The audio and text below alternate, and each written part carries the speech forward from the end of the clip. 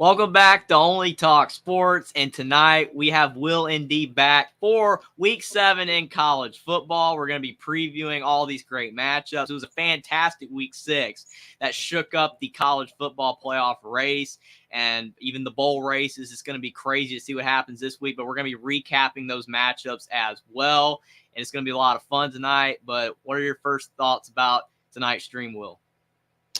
Yeah, just excited to talk some more college football. Not excited to talk about my Irish, but there's still a lot of other fun matchups that I'll enjoy talking about. So definitely excited to talk some ball. For sure. Yeah, that was definitely a game that did not go the Notre Dame Fighting Irish's way. I was expecting a win, but they just could not get it done. And Louisville, to their credit, played some great football, but can't wait to break down that game and the rest of the Week 6 game. There were so many good matches. There was more games that ended up being, great games than I thought. I thought there would be some, but it was unbelievable how many good games there were. Yeah, Middle Tennessee State had no fans at that game. That was pathetic. That was like Tampa Bay Rays. That made the Tampa Bay Rays look like a full house, man. That was crazy. The Trop looked like a full house. That was crazy. How little fans were there. Yeah, Rick Stockstill is going to have to find a way to get some wins, or his seat could be getting hot. He's been struggling the last few years. Yeah. Liberty's struggling and going from FCS to FBS. Yeah, they Liberty got the win, but that's a game they should have won by more against Sam Houston. Liberty. Yeah. But yeah, Jamie Chadwell having a great start with the Flames, though, 5-0. Yeah, definitely. I mean, 5-0 is great. I thought they were going to win that game by more. Like you said, Sam Houston struggling. I wasn't expecting it to be a close game. But, yeah, a win's a win for Liberty. And one more win, they're in a bowl. Yeah. Friday night. These two games, I went 0-2 here. I think we both did because I picked Kansas State and Illinois, and we got both games wrong. Yeah. Kansas State. I just don't understand Kansas State, man. What happened to Will Howard? Like, is it just because he's supporting cast isn't as good? Like, what the heck's going on? I mean, I think Deuce Vaughn was that good. I mean, he was so integral to their offense, put so many yards on the ground. You take him out, and a lot more pressure is being put on Will Howard. I mean, they were not even running the ball that much in the game. Like, in the whole entire game, no matter what sequence it was, it could have been 2nd and 1. It could have been 3rd and long. They're passing the ball every time, and it just became very predictable. And I wasn't expecting Oklahoma State to win after some of the performance they had. Infamously, the 33-7 loss to South Alabama, and then you come back around and beat a team that a lot of people thought was going to be in the Big 12 title game, potentially. So it's insane. I mean, it's not the craziest thing I've ever seen, obviously, but yeah, Kansas State did not play that well, and Oklahoma State played really hard, and a big win for Mike Gundy because I don't think Cowboy fans are really expecting a win here. So that helps them out a lot. Yeah. I don't know what Nebraska or Illinois fans were expecting, but did the Cornhuskers find their new starter in Heinrich Harburg? I mean, he did pretty good. Yeah, I mean, the thing is that Jeff Sims is turnover prone. Like, everyone knows that. He cannot, go a drive without possibly making a mistake. With Heinrich Harburg, he's not a bad quarterback at times. He's still slightly turnover prone and can make bad mistakes, but he runs the ball a lot better than I think people were expecting him to run the ball. I mean, he has better numbers than Jeff Sims on the ground. And maybe that's because of the fact that they're running better plays for him, or maybe it's because of the fact that defenses weren't really expecting him to be that good of a runner, but he's actually doing a good job on the ground. Does need to work on his passing, obviously, still struggling a bit there, but I just think Illinois is playing horrible football. Like, the last game that they tried, I wouldn't say that they haven't tried, but the last game that they played well enough was that second half versus Kansas. They played awful in the first half, and in the second half, they kind of came back a bit, but now they've gotten blown out against Purdue, and they've lost by 2 scores to Nebraska at home. Yeah, it's not good if you're doing that. Purdue and Nebraska are not great, and Illinois was not really even competitive in either game. So Brett Bielema has a lot of things to work out. Illinois, I mean, if they keep playing like this, they're going to struggle to beat anybody. And Nebraska, I mean, with Harburg, they're looking better. Do you think that's overall the season's been a success for Nebraska so far? Well, I mean, as bad as Nebraska's been lately, I mean, I wouldn't say it's necessarily been a success, but this win helps because after getting destroyed against Michigan and a couple of the other performances today, I like getting blown out against Colorado as well. I just don't think that a lot of Nebraska fans were, really thinking highly of this team. And again, they beat a bad Illinois team the way that they're playing right now anyway. So it's nothing to write home about, but still, it's a win, and it's a win they desperately needed. And it's a game that they tried to throw away. I mean, it looked like Scott Frost era 2.0. I mean, the players are fumbling. They're throwing picks. Harburg got a couple of mistakes as well. But, I mean, running backs were fumbling the ball. I mean, they still got a lot to clean up. But it was a good win. They're 3-3. So, I mean, it's not a failure. It's not a complete failure. But they're going to have to cut back on the turnovers or they'll still struggle to win games. But they do look slightly better with Harburg. So that I guess you could say is the little bit of success that fans were not expecting. Man, Luke Altmaier, like I kind of had high expectations for him. I'm like maybe 7-5 for Illinois this year. Mm-hmm. I don't remember what I thought Illinois would go, but I thought they would make a bowl game. But yeah, they're really struggling, and Altmaier is playing a lot worse than he did at Ole Miss. The brief time that he played, he looked pretty good at Ole Miss. I was, thinking that he could possibly be a multi-year starter in college, have success. I didn't know about NFL, but I mean, he looked pretty good. But yeah, he has regressed hard. Now, I don't know if that's, the players around him or not, but he just has not looked that good. He might be transferring again. We'll see. Probably to the MAC or something if things get much worse, unfortunately. Yeah. Virginia Tech, Florida State. I didn't watch that much of this game. It looked like Tech was coming back in the second half because they cut it to 12. I'm like, maybe this game would be competitive, but Florida State just pulled away. Yeah, I thought that this game had a shot to be slightly close with the way Florida State's been playing lately. Like, they let Boston College hang around.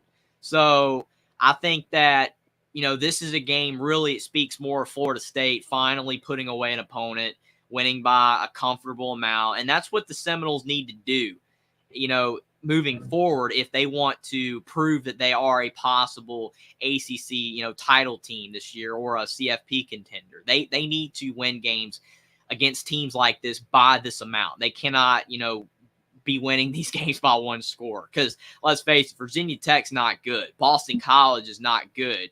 I mean, they can play each other and possibly win, but Florida State should not be hanging around with these teams. So they put them away, kept them at bay. So that was a good win for Florida State. And we'll just rip the Band-Aid out here. Louisville and Notre Dame. Just like honestly a pathetic performance by my Irish. Like, what the heck was that, man? Like, nothing. I don't know what the heck's going on with the offense. I mean, the defense made some stupid mistakes, but the offense was just bad. It was bad. I think one of my biggest takeaways from this game, and I said it when I talked about the AP Top 25 yesterday, is that I feel like Notre Dame, the gauntlet of the schedule is getting to them.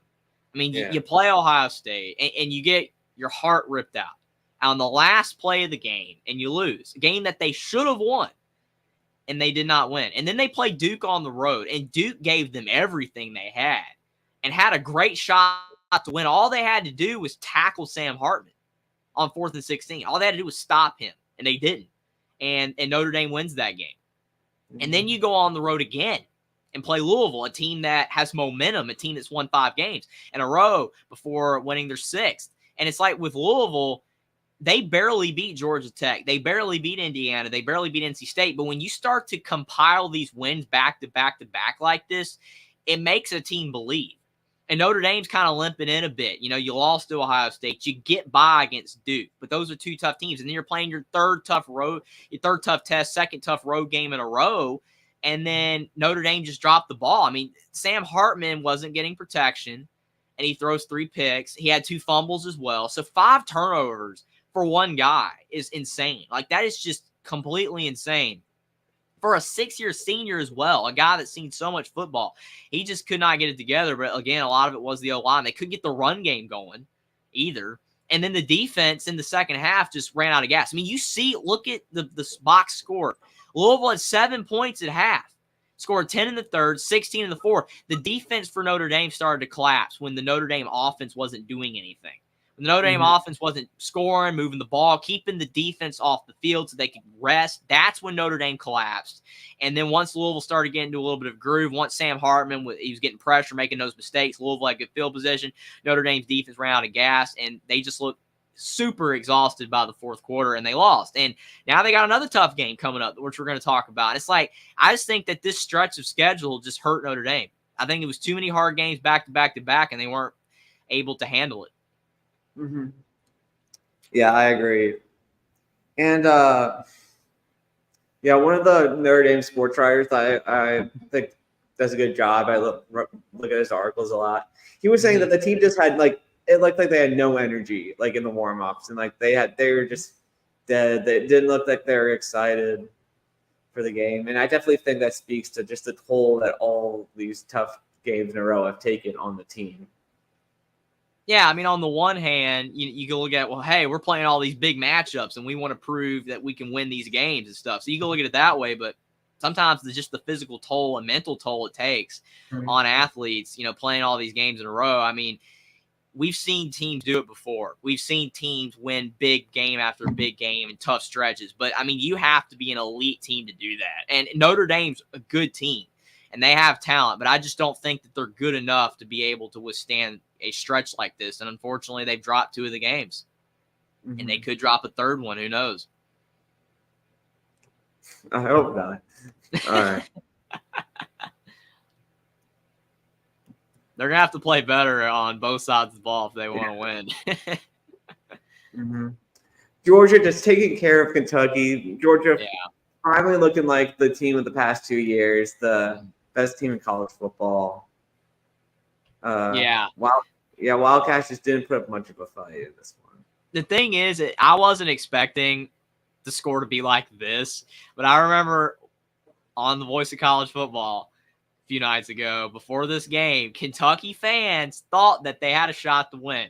They actually thought that they had a shot to win. There were people saying in chat that Kentucky might possibly be the best team in the SEC. And I wrote in the comment section, I was like, how? Where are you getting this? I know they beat Florida. I understand that. It was a good win, but Florida is an abysmal road team. They have only won 2 of their last 17 road games. 2 of their last 17. So you're hinging Kentucky being on Georgia's possibly. Granted, they didn't say that they were. Most of them were saying possibly. But I never gave it a thought. I thought there was a shot that this game would be close just because of the way Georgia's been playing lately. They barely beat Auburn. They barely beat South Carolina. And I know that just because a team's ranked doesn't necessarily mean that a team still won't take that team for granted. But something just told me when Kentucky got ranked, Georgia was going to treat this game like it was a bigger matchup. And they did from the jump. Just completely obliterated Kentucky. Ray Davis put up 280 yards because of Florida's missed tackling. He's a good back. Don't get me wrong. He's a really good back. But he put up that many yards because Florida couldn't tackle to save their life. And then here he puts up 59 yards, which isn't anything when Devin Leary isn't doing anything. So, yeah, Kentucky, good team, going to make a bowl game, but they're not on Georgia's level. And when Georgia's playing like this, they're definitely not on their level. It's just not even close. And it was on the road as well. Carson Beck probably played the best game of his Georgia career so far. Had the 1 pick, but he was fantastic. So, I mean, I thought this game would be a blowout win for Georgia, but I didn't know it was going to be this bad. How good do you think Carson Beck is going to be by the end of the year? Do you think by the end he can be at least a Jalen Hurts level starting quarterback, one that can may take it to that next level? It's a good question. I think it's possible. I mean, he's got enough talent around him to do it. And games like this give you the confidence that he will. Because, I mean, he had some shaky performances already this season where he wasn't elite or anything, which, I mean, you're not expecting him to be. But for the Georgia, level of production we've seen from the quarterback position in the last 5 to 6 years, consistently throwing for at least close to around 300 yards, a couple touchdowns, and then the backs are doing a lot of the rest. I mean, he had not been doing that. He had like a couple games where he only threw for like 200 barely, and maybe a pick or two. But yeah, he looked better in this game, and if that continues, then that's possible that he can, have a Jalen Hurts type performance, later on in the year in the games that matter. It's possible.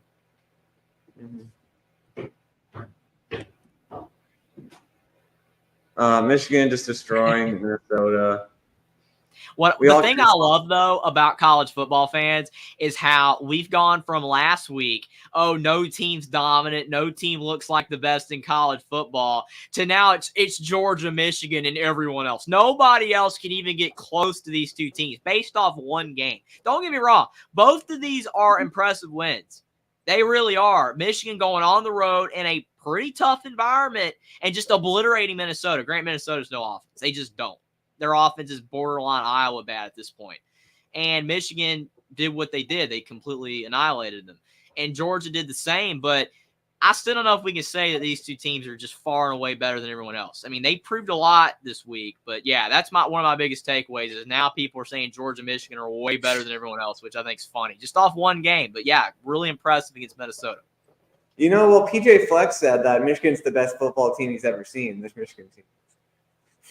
I mean, they look good. I mean, don't get me wrong. They look really good, and they've got a presumably easy game coming up this week.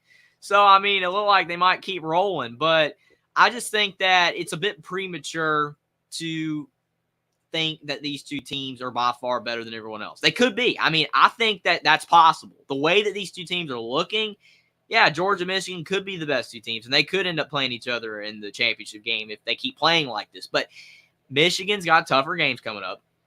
Georgia's got some tough games that they're going to be playing. We'll see. But, yes, they both were by far the two most dominant teams last week. Mm-hmm. Texas, everyone's saying Texas is back. Texas is back. Texas back to reality, back to being the laughingstock of college football. Yeah, and I did a Twitter post after the game, and a lot of people said that Texas is not back. The official vote count, 62 votes, 53% says Texas is not back, 26% say yes, and 21% say to be determined. So everybody's off the Texas train. And you were right, Will. You were right. Texas, they tripped up. You were 110% correct. Oklahoma, Dylan Gabriel slinging it down the field late on that final drive. It took a minute. Texas's defense just could not get a stop. They just couldn't do it. We got Joey here. Appreciate that. Texas is back with crying face. Yeah, that's an understatement. Texas, I think, is still a good team, but man, they blew it in the end. Quinn Ewers, man, he puts up a lot of yards, but those two interceptions cost his team the game. Mm-hmm. Yeah, and he had a couple of fumbles, I think, as well. At least one fumble. I don't know if it was one or two. I can't remember. But, yeah, him and Hartman were the most turnover-prone quarterbacks in big games last week. They just could not get it together completely. Ewers is the definition of a guy that when he is on, Texas becomes one of the best teams in college football. But when he's not, then Texas is barely a top 25 team at times. I mean, they're good. Texas is really good, and they have a lot of talent. And Ewers is perfectly capable of doing special things for the Longhorns. And at times in this game, they look really good. And when they scored, I thought Texas was going to win, to be honest, because there was like a minute, 20 seconds left in the game. And I'm like, you know what? Texas's D-line, they're going to, find a way. No, Oklahoma just easily went down the field. Easily. They were playing prevent defense. Like, it doesn't even make sense. Like, I understand that you don't want to let Dylan Gabriel go over the top and score on you. I understand that. But they did not play prevent defense. I think that Texas could have won here. I really do. Or at least held Oklahoma to a field goal. It would have gone to overtime. But no, they played soft coverage on that entire drive, and it bit them. It really did, and Oklahoma won. And again, credit to Gabriel. Oklahoma's a much better team than last year. But now people think Oklahoma's going to win the Big 12. That's a little premature as well. They could. They really could. But Texas is still in the hunt. We'll have to see. I even love the people saying West Virginia could win the Big 12 or get to the title game. That could happen. You never know. It's not likely, but since Joey's here, maybe it could happen. To save Neil Brown's job, give him a contract extension and everything. But, yeah, I got burned on this Texas game. I thought the Longhorns would win. I still think that Kansas could do it. Like, with Jalen Daniels healthy, I think that Kansas could possibly beat Oklahoma at home. Yeah, I'm with you there. Kansas is the other team. Since K-State presumably looks out of the race, the way that they're playing. But, yeah, Kansas, it's all about Jalen Daniels. Him being out, Jason Bean's doing a good job. And I think for them to reach that, they need Jalen Daniels. But, yeah, Joey Foster, I'm with you. He is bringing it here with the West Virginia hype train. 8-1. He's hoping that they go and then beats Oklahoma. That would be huge. That would be insane. West Virginia will be ranked really high if that happened. Like the first time they've been nationally like that high on the polls in many years. So I hope it happens for you. Yeah, since Geno Smith. Mm-hmm. Yeah, that would be crazy. It'd be awesome to see the Mountaineers doing that because I would love to see Neil Brown save his job. I don't like coaches getting fired. I really don't. I don't like seeing it happen. I mean, it happens every year. Coaches get fired, but I like seeing coaches being able to turn it around and save their jobs. And Jackson saying UCF made a bad move. UCF, man, they are not having a good time right now. No, after that Boise win, it's all falling apart. It's all unraveling. Mm-hmm.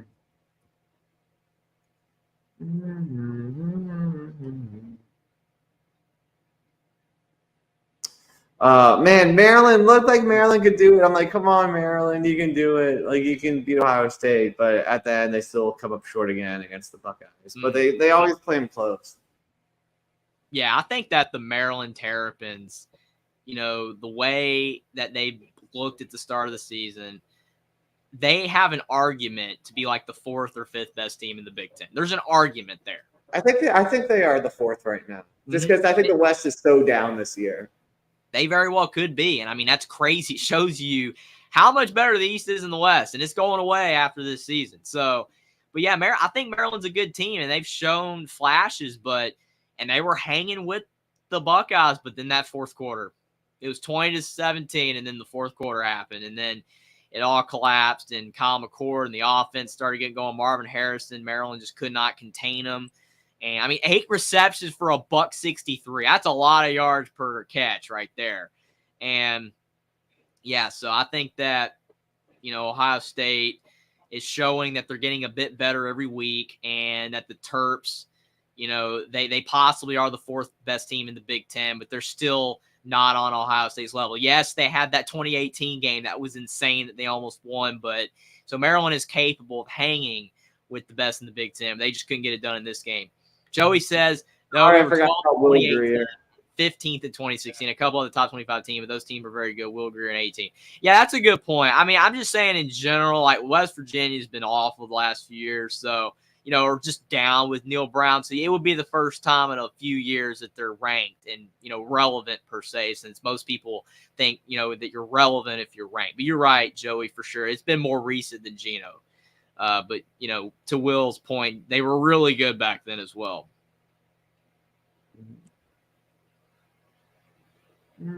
USC surviving against Arizona, man. Oh, man. Dude, I thought that Arizona was going to win this game, to be honest with you. I stayed up for this one. I think everybody did. I don't know. Yeah, I think you did too. It was like 2 a.m. I'm still watching this game. I'm like, I got to go to bed. But, man, Arizona, Noah Fafita. Fafita had 5 touchdown passes. He wasn't perfect. Don't get me wrong. He was not perfect. But a guy playing in his second start, and he's like 5'8", 5'9". He's really short, and he was gunslinging it out there, playing great football and giving Arizona a chance. Like, they legit had a chance. I know USC's defense is really bad. So a lot of people say, oh, it's not impressive that he did what he did. It was in his second start on the road at USC. I mean, you think about the Arizona State and the Colorado games, at least those games for USC were on the road. At least. If you want to give any inkling, sliver of doubt, I guess you would say to USC that possibly that just that road environment cost them, from being able to comfortably win. Just try to give them the benefit of the doubt. But this time they're at home. They're at home. There is no benefit of the doubt. USC's defense is bad. It just is really, really bad. It's like Iowa offense level bad almost. It's this bad. And a lot of USC fans thought that their defense was going to be better. And it has not looked better. If it does not get better, there's no way USC is going to be able to make the CFP. And even if they did make the CFP, they're going to get beat by a lot, whoever they play. It's sad to see because it just feels like Caleb Williams is getting wasted. Guys going out there doing everything.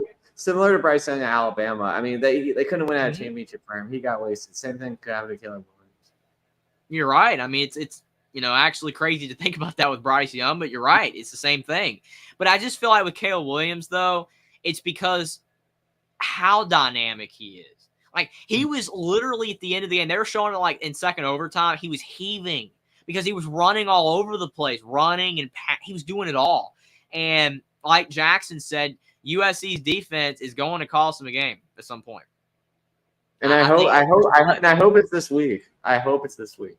I mean, if Noah Fafita can put up 303 yards and 5 touchdowns on the road in his second career start, then Sam Hartman, a 6-year senior that will be on his own field, should be able to put up even better numbers. If he doesn't, then there is something wrong with Notre Dame's offense if they can't score points on USC. Because trust me, it's going to happen if USC somehow beats Notre Dame like 42-21 or something like that. They'll be like, our defense is better. And it's like, no, Notre Dame's offense is just really bad right now. It's struggling hard. Then so Notre Dame should score.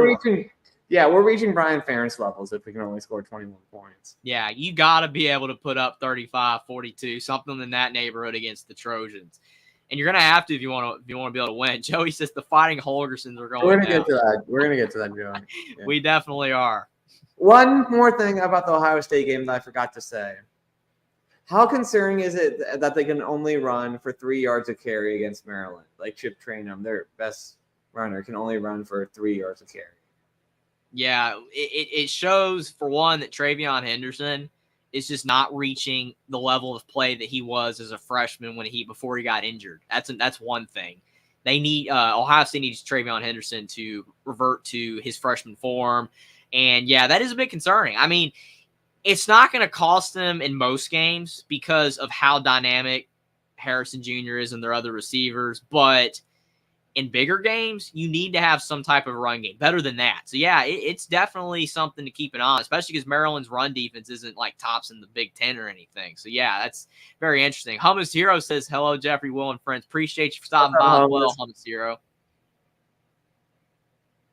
Yeah, Hummus Hero brings up that Trayvon Henderson wasn't playing in the Maryland game. I know that. To your point. I did know that, but I'm just saying he's not playing as well. And he can't even stay healthy. So that's like the entire point. He's better than Traynham. And him not being healthy, and when he's in, he's not putting up the dynamic stats he did as a freshman. That's a big problem because Ohio State has always had backs that are so dynamic that they can just light it up. Because, I mean, there was debate at the beginning of the season. Is Blake Corum going to be better? Is Travion Henderson going to be better? Blake Corum's had his struggles, but Michigan's run game has still been better than Ohio State's. They are struggling to run the football, but you are right, Hummus Hero. You're definitely right about it. He didn't play. I'm just saying that still, even when he just has not shown that freshman form he had. And I think the injuries are catching up to him, unfortunately. Mm-hmm. The Tide surviving against Texas A&M. Mm-hmm. Yeah, Alabama, they showed that they can win on the road in a tough environment. That's a big key here because Jalen Milroe, a lot of people said that if he can just throw for $160 and then run for about 100 on the ground, that might be enough. He threw for 321 yards in this game. 3 touchdowns, 1 pick. Had the 1 pick. The pick was bad. He does this every game, though. But the good thing is against Texas, he had 2 picks, 2 really bad throws. Here, he only had 1. He threw 3 touchdowns, again, over 300 yards. That's like the best game Jalen Milroe's played. Like it felt like he really carried Alabama, along with the defense. The defense carried them the most, and I will say that's the case because Bryce Young, when he was at Alabama, their defense was not as good. Yes, Will Anderson individually was really good, but it felt like the other parts of Alabama's defense was struggling. This year, though, it looks like their defense is better, and I think that could save Alabama. I'm not saying they're going to make the CFP, but that is really helping out Alabama, having a much improved defense. And then Jalen Milroe doing enough, because Alabama could not run the football. You see the leading rusher in the game was an A&M running back, Moss, 49 yards. So Alabama could not run the football, which is not good. But I think if Milroe can continue to progress like this, get the ball to Burton and to Bond and the other receivers, and to breathe the tight end, I think that's where Alabama is going to have a shot in most of these games. And if they can win out, who knows? Maybe they can still make the college football playoffs. Still don't think it's likely. This was a big win because I think a lot of people thought A&M was going to get the upset. And yes, Joey, you are absolutely right about Saban throwing the ball and you're going to run the clock out. That was bad. It was really, really bad. But I think what was happening there was because of the fact that the previous play was reviewable. A lot of people aren't talking about that. The previous play could have been reviewed, whether, it was complete. It was either like if it was a catch or if he was inbounds. I forgot what it was, but I know that was the case. And Alabama hurried up to run a play where they couldn't review it. That's what it was. It is what it is. It was still insane because you should have just need the ball spiked, not spiked it, but like kneeled the ball, run it, like run the ball, whatever. Should not have thrown it. It was insane. I agree with you. It was not a smart play call, but I think that there was a reason behind it, and they ended up winning anyway. What the worst play call of the day, and we're going to get to, it's Miami. Whatever Alabama did and the penalties and the mistakes or what, nothing will ever be as bad as that Miami play call. Insanity, complete insanity. I can't wait to get to that one. Jackson says one of these days those penalties will cost the Alabama Crimson Tide on Saturday. The penalties cost a blocked field goal. Next time it could cost us the game. I agree. The penalties are not doing that good either. They need to clean that up. But Alabama got a big road win, and that's all that matters. UCLA defeating Washington State. The UCLA defense has been very good. The offense, Dante Moore is getting better every game. Still too many interceptions, but that defense is one of the best in the country. Yeah, and the Cougs, as people like to say, they couged it up. That's exactly what happened.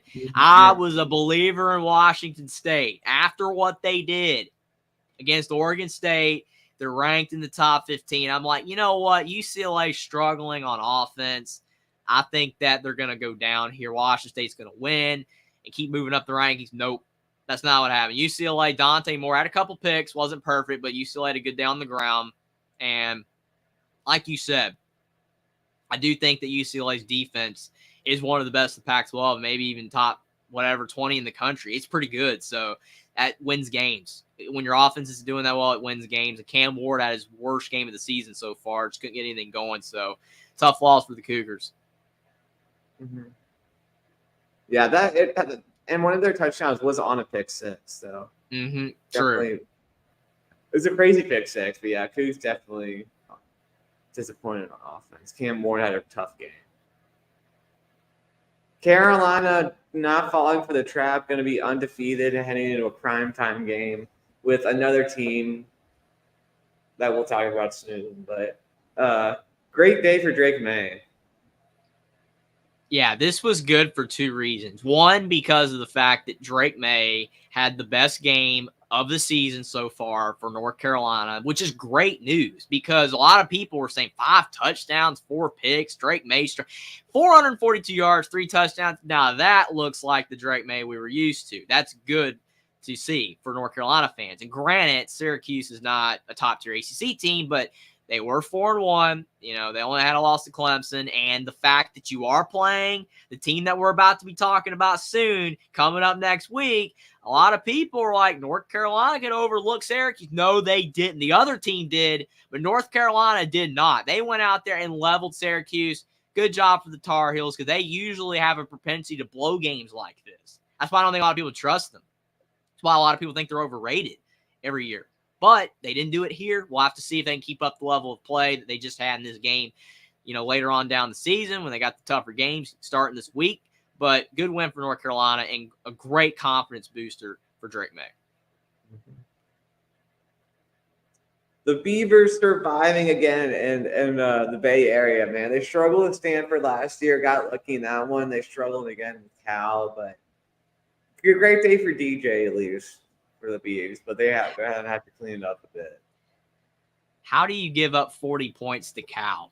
Like, I understand Cal is getting better on offense a bit, and I know that Cal scored like 32 on Washington, but to me, though, it just looked like with the Washington game that the Huskies got up by so much that they just kind of like took their foot off the gas on defense, and Cal was putting up some points that really didn't matter late. This game, though, it didn't feel like that. It felt like Cal was competitive the entire way because they were. It was 21-17 at half. Like, Oregon State wasn't defending, which is a shock because usually that's Oregon State's calling card. Like last year, they held USC to a 17-14 game that they fell on the short end of the stick. Like, they usually are a great defensive team. Not here, giving up 40 points to a Cal offense that no one really thinks is that good. So that is really concerning for Oregon State. The key is they won the game. That's what matters. And DJ Uiagalelei had a good game, which is good to see for Beavs fans because he's been struggling a bit. But I was shocked they gave up 40.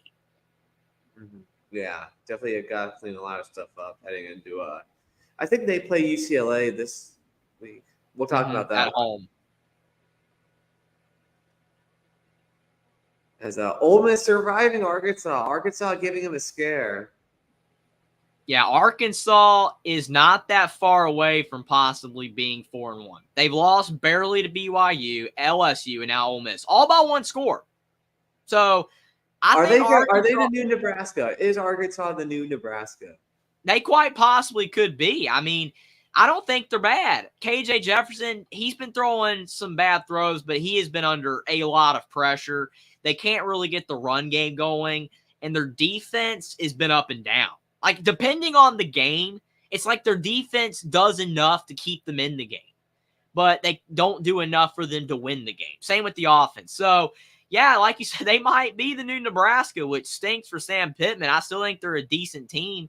I mean, I think Arkansas would beat basically almost every single 2-4 team in college football. You know, any other 2-4 team you want to put up there, as long as Arkansas doesn't choke, they should win. They're not bad, but they're playing tough teams, and they're just coming up on the wrong end. I mean, I picked them against BYU. They didn't win. I didn't pick them in the LSU or this game, but still, they were close. Very, very close. Just could not pull it out. And Ole Miss, I wouldn't say they played poor, but they played a lot worse than they did against LSU, especially on offense. Yeah, definitely a trap game, but they just avoided it.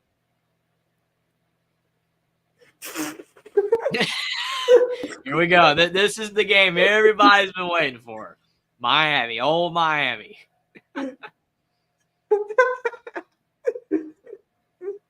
Oh, man. Tyler Van Dyke, 3 interceptions. Like, that's for one. And there was a tweet earlier, the offensive coordinator for Miami mentioned that, yes, it was an egregious mistake, but we would have never been in this position if we didn't make other mistakes. Well, it's like, I agree with that point, but if you don't make the mistakes that are so egregious that no one else would make those mistakes, you would win. And it's like you threw those picks. Yes, you made all these mistakes. Yes, but you had the game. It's like you have around 100 players on your football team. You've got a coach. You've got coordinators all over the place. And you're telling me not one of those people could say, let's kneel the ball. Like if it was me. If I was Tyler Van Dyke and there were 33 seconds, I know you can't, you don't want to usurp the coaches. You don't want to go against the game plan. I get that. But if it was me and I was in that situation, I would have been like 33 seconds left. They have no timeouts. 3rd down. We can kneel the ball. We win. I'd be going over there. Hey, coach, we can kneel the ball here. We win. But no one does that. Nobody does this, and they decide to run the football. And they fumble it. And Georgia Tech lost to Bowling Green. And you fumble the football, Georgia Tech gets it, and you allow them to score in 30 seconds on 3 plays. It's bedlam. It's complete insanity. Georgia Tech, credit to them because, yes, they pulled off wins at Pitt and at North Carolina last year. And both those teams were ranked when they beat them. So Brent Key's done it before. But this shouldn't have happened. There is no way in the world that Miami should have lost this game. The ESPN analytics thing that, the FPI predictor had this at 99.99999%. There is absolutely no way with a 3rd down that you can kneel the ball with 33 seconds left in the game that you lose. And somehow Miami did it. Do you think that they're just trying to get Chaney 100 yards of rushing? It doesn't matter. Like, who cares about the stats? The win is what matters. If that's the case, then that's the dumbest reason in the world to do that. Like, it makes absolutely – like, if I was the running back and I had 99 yards and I was in that situation, I would be like, man, I would really like to get 100 yards. But you know what, team? Let's go ahead and kneel that ball. Let's go ahead and get that win.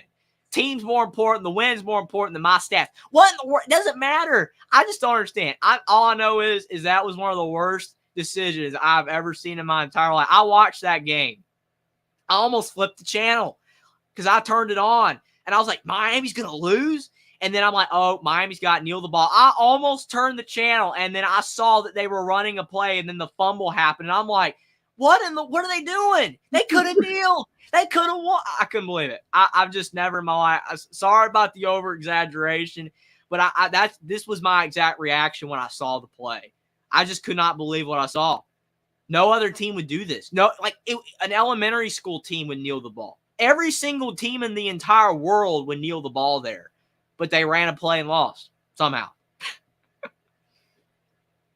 It's the crazy thing is this happened with Oregon before when he was with Oregon in 2018 against Stanford.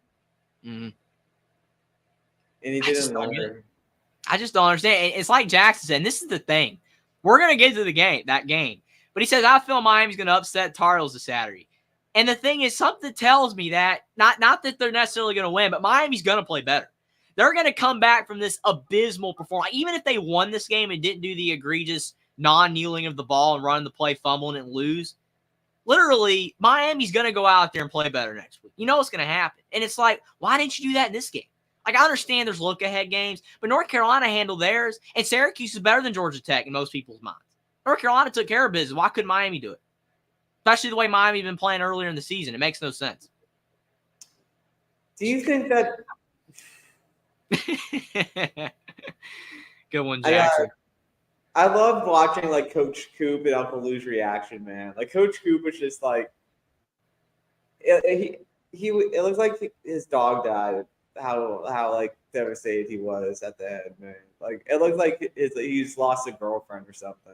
He was so crushed, and then Uncle Lou was just I had the same reaction as Uncle Lou. It was funny looking at the reactions. Thanks for coming, Joey.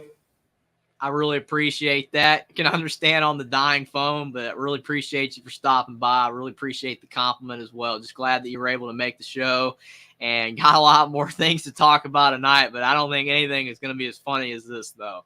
I mean, this is one of the funniest things and insane things that I've ever seen in my life. And I mean, for me, we're none of us, we could say the college football experts. I mean, we're not the ones going out there, coming up with those play calls, coming up with the schemes, recruiting and all that these coaches do.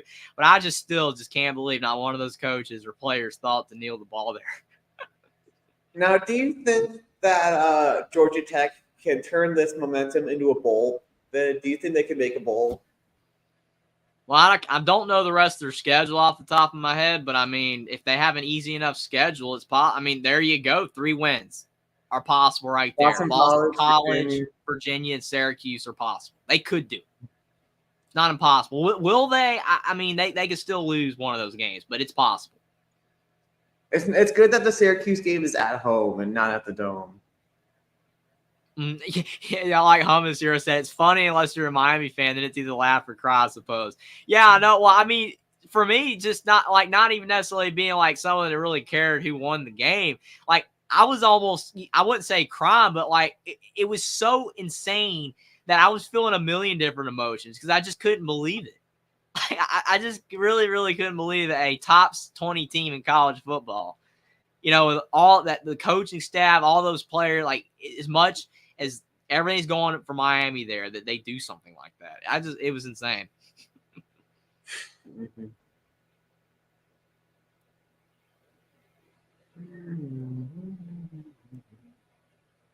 All right. Oh wait, I got to reshare them. Mm-hmm.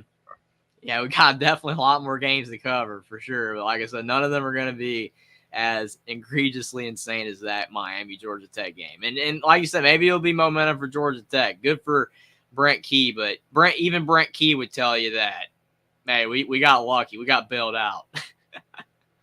LSU got bailed out by Mizzou, man. I was pulling for Mizzou. I was like, come on, Mizzou. But unfortunately, LSU did pull it.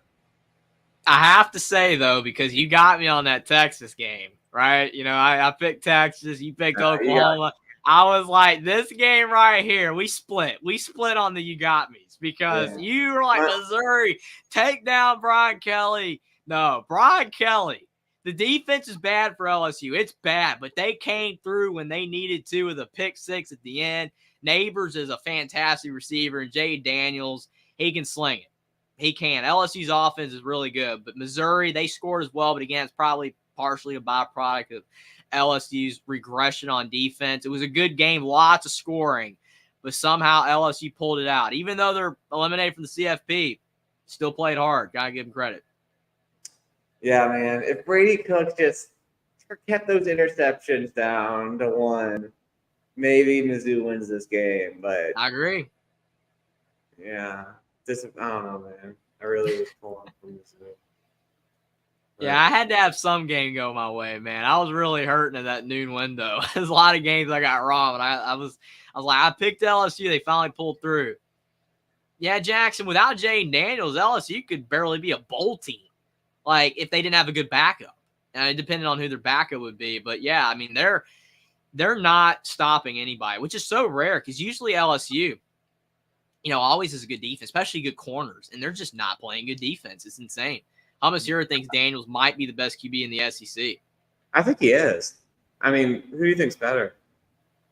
I mean, Carson Beck had a good game last week, but Jayden Daniels has been doing it for a lot longer and more consistently. Yeah, Carson Beck could pass them by the end of the year if Jayden Daniels has a horrible end to the year.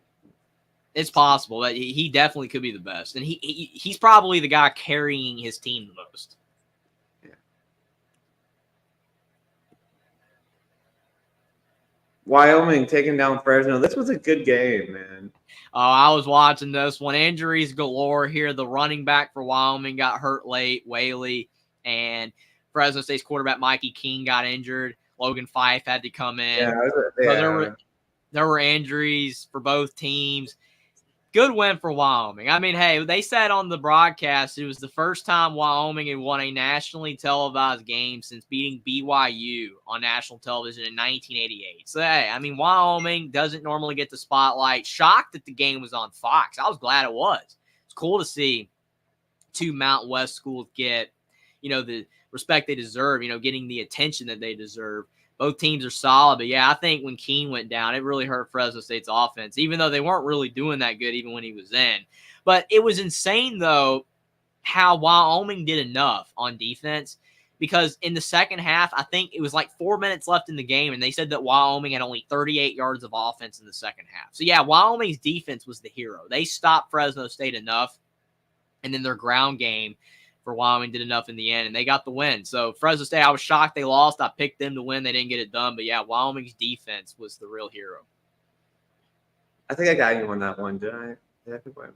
Yeah, you did. I think you went. You said Laramie was going to be too tough, which, yeah, that crowd was good as well. It was a great crowd. Boston College beating Army. Good win for the ACC. I can't remember who you picked. I think I went Army by 3. I think I went Army as well. Yeah. It's tough with those service academies. You don't know how they're going to play and how, they're going to affect the other team. Every time I go with like an Army or Navy, it's like 50-50 whether they win or not. So, yeah, good win for Boston College, and I guess it keeps Jeff Hafley afloat, I guess. They have a big game against Georgia Tech if they want to have any chance of making a bowl.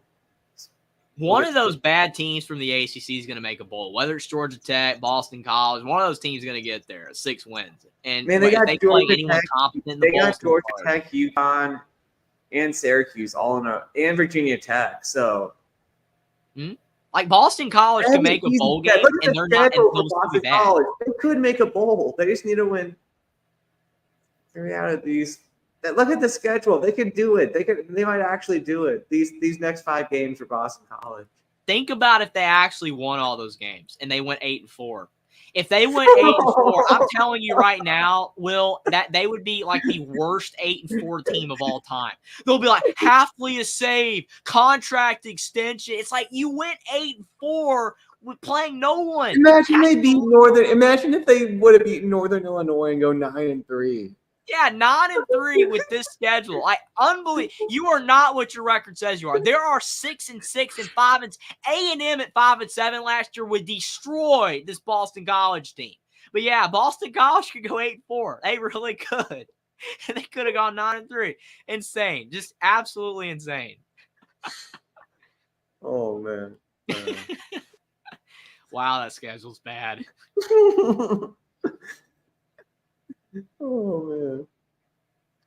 Mississippi State, I mean they won, but Western Michigan just not. Yeah, they won. They got 28 points to a MAC school for an SEC school. When do you see that? Like usually SEC schools put them away. I mean, they won, but yeah, the Bulldogs are just not as good anymore. Yeah. This is a good one. Good comment by Hummus. Mm-hmm.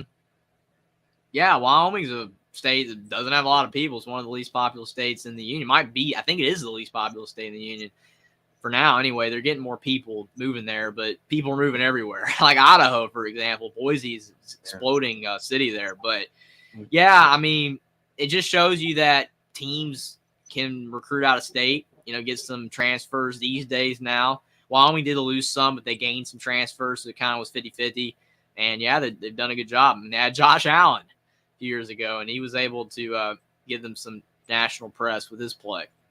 I can't believe no one else recruited him in D1. And yeah, you would think he would, but I think that his arm was just so inconsistent. It would be, but still, that's true. Yeah.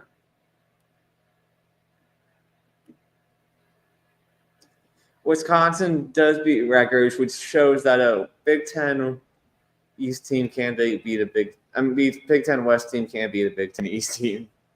Even though it's like the best versus one of the worst. Yeah.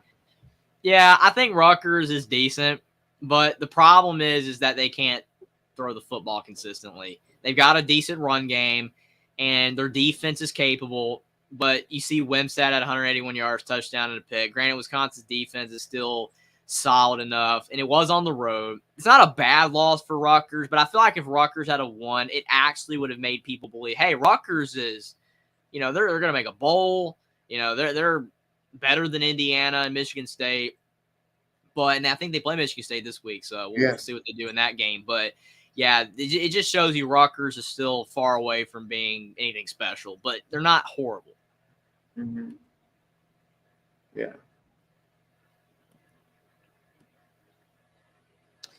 Virginia wins their first game since the shooting, which is good for them.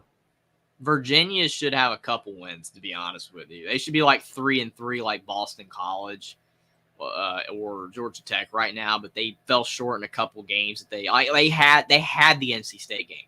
They had a shot to win, and they just couldn't get it done. And they blew the James Madison game. So yeah, I mean they're not good, obviously, but I think that they're not like by far the worst Power 5 team. Some people were saying they're not completely abysmal. They're just not great either. Who do you think is the worst then?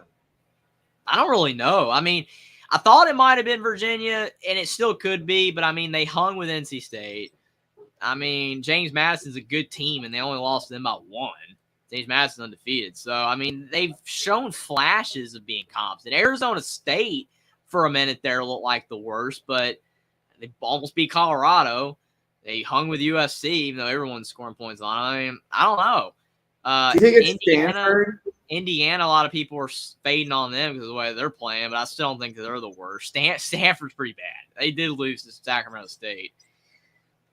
I thought Boston College was, but they're getting their act together a bit.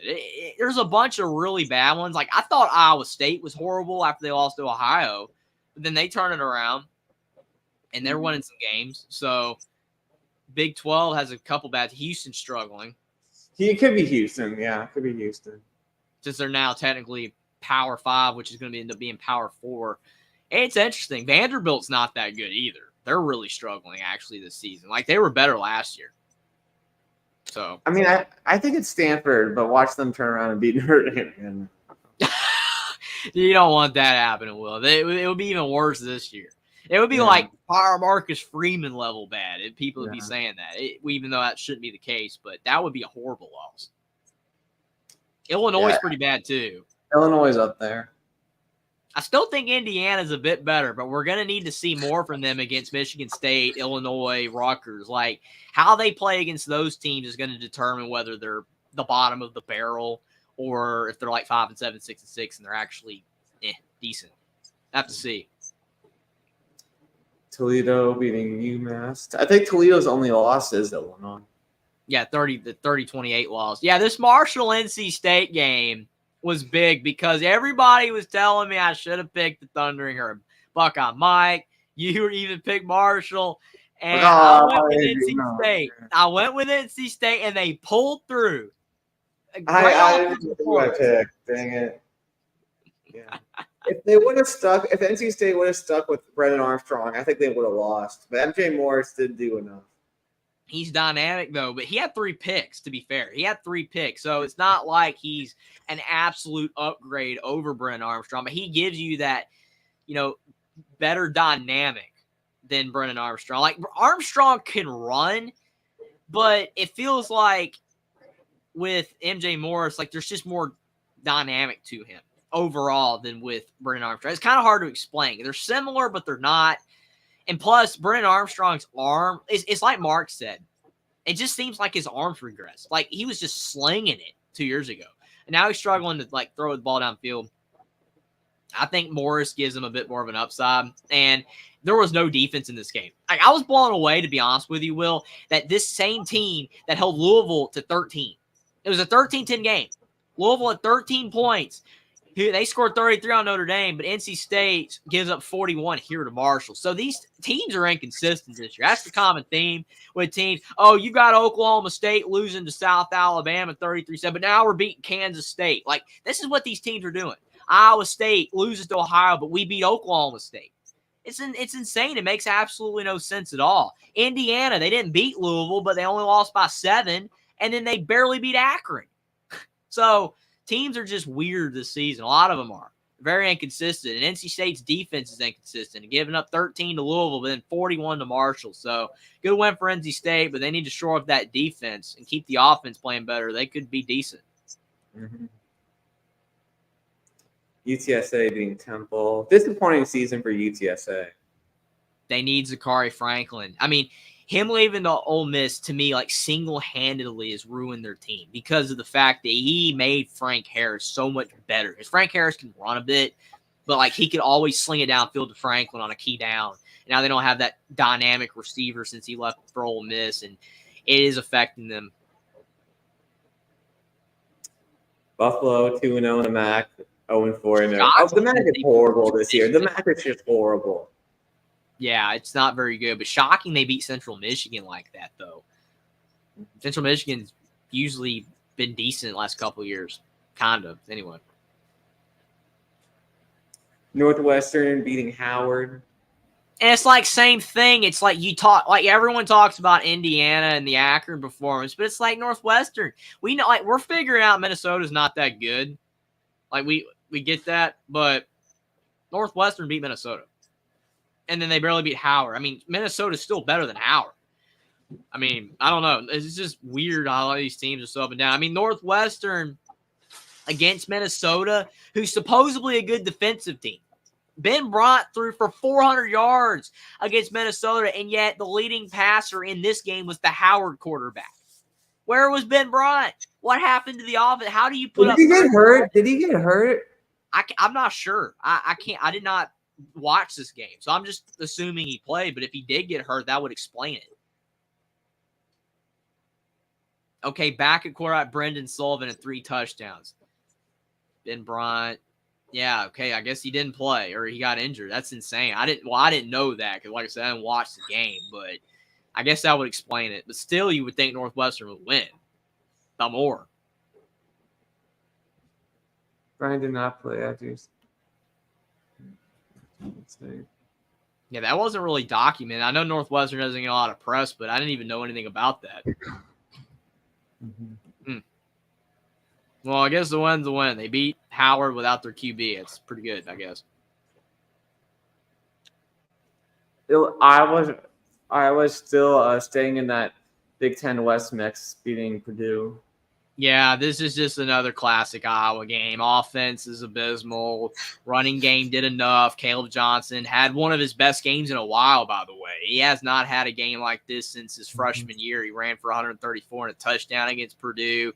And their defense, they went out there and did enough. Purdue struggling, Hudson Card throwing picks. It's crazy. So I will say that Iowa they have a shot to win the West, and with absolutely no offense yet again. It's remarkable how Ferentz does it, but once these new teams join the Big Ten, it's not going to work. It's not going to work against Oregon, Washington, USC, UCLA. It might work against Purdue and Minnesota, but it's not going to work against those teams.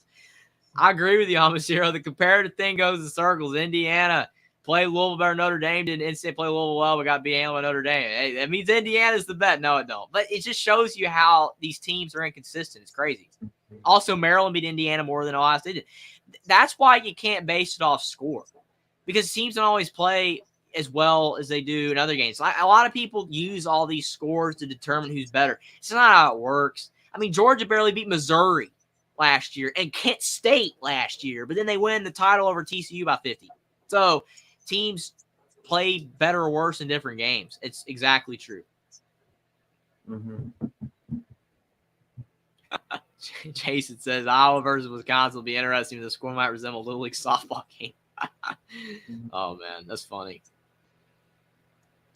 Yeah.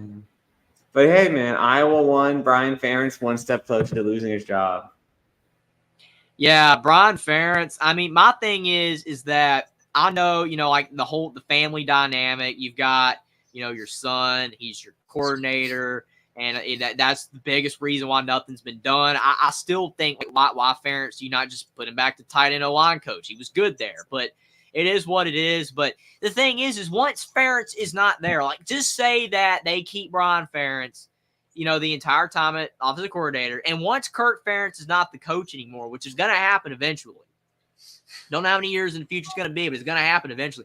Who in the world is going to want Brian Ferentz right now? The way that he's coaching offense, it's like, Brian Ferentz, your offense only works on this team. It don't work at all, but it only works on this team because the defense is as good as it is with Phil Parker. And you're in like the worst division ever, besides like the old Coastal.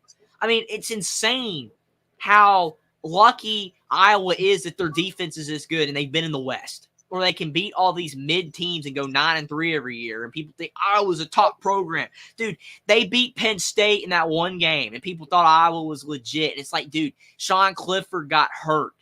That's the only reason you won that game. And then they went out there and lost to Purdue in the next game. And then people were like, Jeff Braun beats top coach. It's like Iowa was not a top 5 team. They never were. It worked out that they were that season. But clearly Iowa's broken because they do the same thing every year. They go 8-4-9-3 with abysmal offense. It's great defenses. And again, it's going to change when these new teams join the Big Ten and the schedules get more even. There's no way Iowa's going to be able to do this and go 8-4-9-3. It's absolutely impossible. They have to get better on offense. The thing is, when Kirk Ferentz first started having success at Iowa, the year when they broke through, won a share of the Big Ten because they didn't have a Big Ten championship games back then. He had a Heisman Trophy finalist quarterback. What the heck happened? Yeah, it's like they used to have offense. I mean, since 2007, Iowa has not had a top 60 offense. But back then, Iowa was consistently in like the 70s and the 80s and the 90s in offensive rate. Now they're in the 120s. I mean, they're down there with New Mexico State and all these other teams that can't even score in their own lowly divisions. It's like Iowa's the only team that wins with no offense. Like even when Minnesota, people talk about Minnesota, Wisconsin, oh, they never had offense. That's not necessarily true, especially with Wisconsin. Like, yes, they play an older style of offense. But even like in the years where they've completely relied on a running back, like when they had Jonathan Taylor, they still were putting up decent offensive stats. Iowa has no offense at all. Like outside of when they have a dynamic tight end or running back having a decent game, they just don't do that much on offense. So again, Iowa, it's just remarkable that they've been the way that they've been for so long, but it's going to change. And if they don't change soon, Iowa could pay for it. Mm-hmm. Clemson barely beating Wake. This was bad. Shock. Really big shock here because after Clemson beat Syracuse on the road, like it wasn't at home, they won on the road in the Dome. I thought that, hey, Clemson's improving. Wake's not good. Wake lost to Georgia Tech, and the quarterback for Wake threw for 137, and he was the leading quarterback in the game. So I don't know what happened with Clemson's offense, but this was not a good performance. A win's a win. This is a classic case of a win is a win, but I would have expected Clemson to win by more.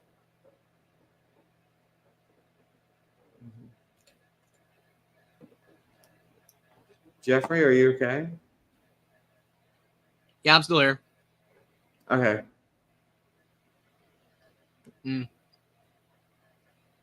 Navy and getting their first conference win of the year. Yeah, it was a good win for Navy. Neither team's that great. I mean, North Texas had a good, couple seasons a couple years ago. But yeah, they both teams don't look that great. But yeah, Navy got the win. Louisiana being Texas State. I thought Texas State would go on a run after beating Baylor. But yeah, I picked Texas State to win this game, and I don't know. I didn't see this game. I mean, it's not like they played poorly. It was a close game, and Finley had a decent day. But yeah, it's like they beat Baylor. But I mean, Baylor's really struggling though. So I guess it's kind of hard to really put too much stock, I guess, in that win. I don't know, but yeah, good win for Louisiana Lafayette. Bro, what? 27-0.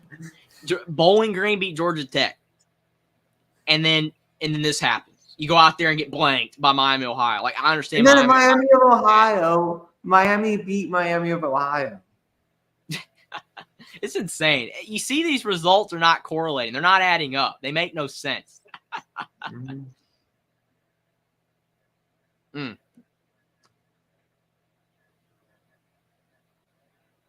Ohio beating Kent State. Kent State's regressed. Northern Illinois beating up on Akron. 55-14. The team that Indiana went to 4 overtimes with. The same team that almost beat Louisville, like I said before, who everybody thinks can now win the ACC. It's insane. It makes absolutely no sense in the world. There's no way that Northern Illinois is better than Indiana. There's just no way. Like Indiana's not playing well, but they have more talent than Northern Illinois. And they shellacked Akron. I will say, though, to be fair, it doesn't excuse the fact that Akron's defense gave up 55, though. But the quarterback for Akron's out for the season, DJ Irons. He did tear his ACL, and he's out for the season. And Akron was a bit better when they had him. Still no excuses, though. They gave up 55. This is the story of Brad Banks, the Iowa quarterback that almost won the Heisman. Originally signed with UCF, but didn't qualify and went to a JUCO in Iowa instead. That's how he ended up in Iowa. Okay, that makes cool. sense. Yeah. That's really cool. Yeah. Florida did struggle with Vandy at the beginning, but they did end up pulling away. The key here is that when Florida is at home, they play better. When they're on the road, they can't win to save their life. That's just what we're getting here. I mean, when they're at the Swamp, they get it done. They're engaged. Their crowd is hyped.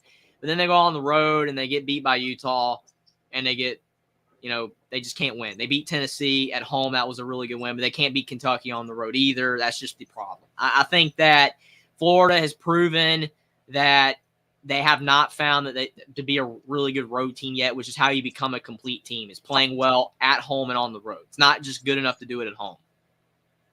But it was a good one. They got the win. Yeah.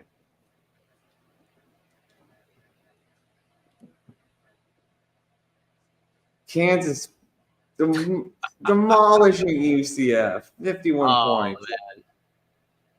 And think about this. The passing leader in the game was UCF's quarterback. 136 yards and 2 touchdowns. So, I mean, that shows you that Kansas just dominated on the ground.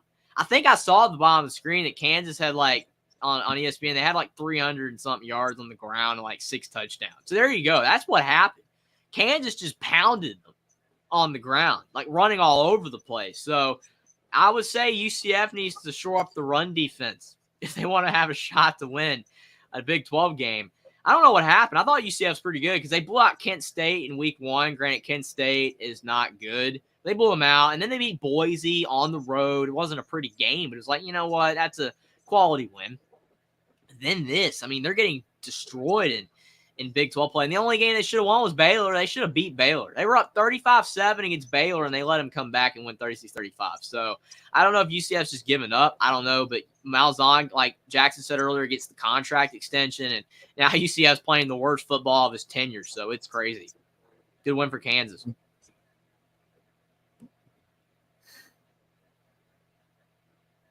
UAB being South. Troy wins. UConn wins the first game. This proves UConn isn't bad. Remember I said last week, I said UConn I don't think's that bad. They've had a lot of close losses. They're not a good team. I think they're worse than last year, but they have had a lot of close games against quality enough opponents. And they finally broke through beating JT Daniels-led Rice. They didn't lose to Food. Mm-hmm. I love that. Don't lose to Food. Josh Pate's line is so good.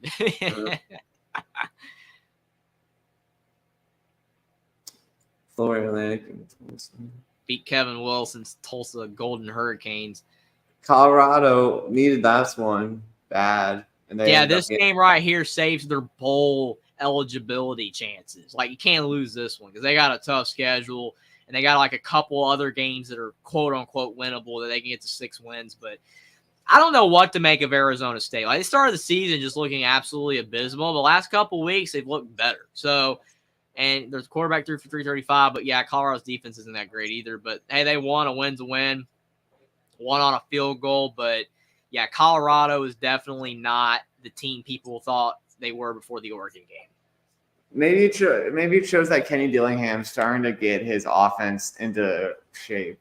I think that's the case. They look better. And I know that because they put up points against USC's defense, that people are like, oh, that don't matter. They just put up points on a terrible defense. But it's still noteworthy. It's like it's a sign of positive things to come possibly. And even though Colorado's defense isn't good either, Arizona State looks better than they looked 3 or 4 weeks ago. So like you said, maybe it's starting to come together a little bit for Dillingham. It's not going to make a difference this year. Season's probably too far gone, obviously at 1-5, but maybe that is a good thing for next season. Mm-hmm. Indeed. Okay.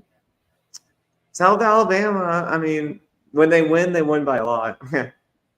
Yeah, when they win, they blow out teams. When they lose, they look abysmal. They're the 3-3, and they've been all over the place with their results. Like, I've seen South Alabama get beat by a lot. Like, I think they played like Georgia State or Georgia Southern, one of those teams this season, and they got beat by like 2 or 3 scores. I was like, wow, South Alabama losing by that much. I wasn't expecting that. But then they turn around and destroy the team that beat Alabama back in 2007. So good for South Alabama and Kane Womack.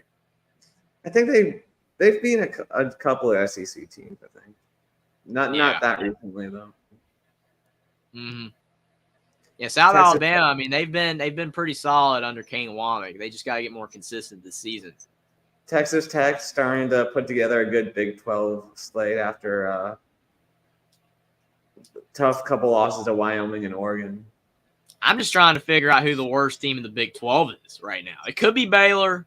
You know, the way that they're playing. I thought it was Iowa State or Oklahoma State, but then they go out there and get some wins. So who knows? Houston's bad the way that they're playing. You know, BYU's been interesting. UCF's regressed. So there's a lot of teams that could qualify for the bottom of the league. But, yeah, Texas Tech was another team that looked like possibly one of the worst, but that's a good win. It's not just that they won. It's because they won by this much on the road. Utah barely won. Grant, quarterback, was out. Cam Rising still out. So Utah is, you know, better than what they showed against Baylor and a lot of teams this season. But that's a good win for Tech, winning by as much as they did. Mm-hmm. Iowa State beating TCU. TCU, man. And they're another team. I didn't throw them in that mix of teams that are all mid right now. TCU's another one. I thought TCU was going to be solid this season. I thought that the Horned Frogs were going to regress from the team that went to the CFP. But I thought they'd still be a possible top 25 team, a definite bowl team. That's not even for certain the way that they're playing. That was a horrible loss. I picked the Horned Frogs and Iowa State, again, getting it together Like Iowa State looked abysmal after the Ohio loss, but they're turning it around a little bit. So, like I said, the Big 12 at the bottom is just all over the place. It's really tough to tell who's bad, who's good on a given night because these teams keep shifting in performance quality. But, yeah, good win for the Cyclones. It was at home, but that was bad for TCU. Expected them to win. Yeah. Cyclones. I mean, they should win their next 2 games, but I still don't know if they'll make a bowl. They needed to win the Ohio game, I think, to make a bowl. Yeah, they definitely needed to win that game. They're like the team that's beaten TCU and Oklahoma State is not the same team that lost to Ohio. They've gotten better since then, but it's just insane. It makes no sense the way these teams are. And now 1 year Minnesota went like 9-4 and they lost to Bowling Green, so they could have been like 10-3. Again, teams are just interesting. It's insane. Mm-hmm. Look at the bottom of the Big 12 on that chart, though. Like, you've got just a mess of teams. Iowa State, Texas Tech, Oklahoma State, BYU, K-State, TCU, Baylor. All those teams like that are just all over the place. Cincinnati, Houston, UCLA. I mean, who's the worst? I mean, in your opinion, who do you think's the worst team out of that bunch?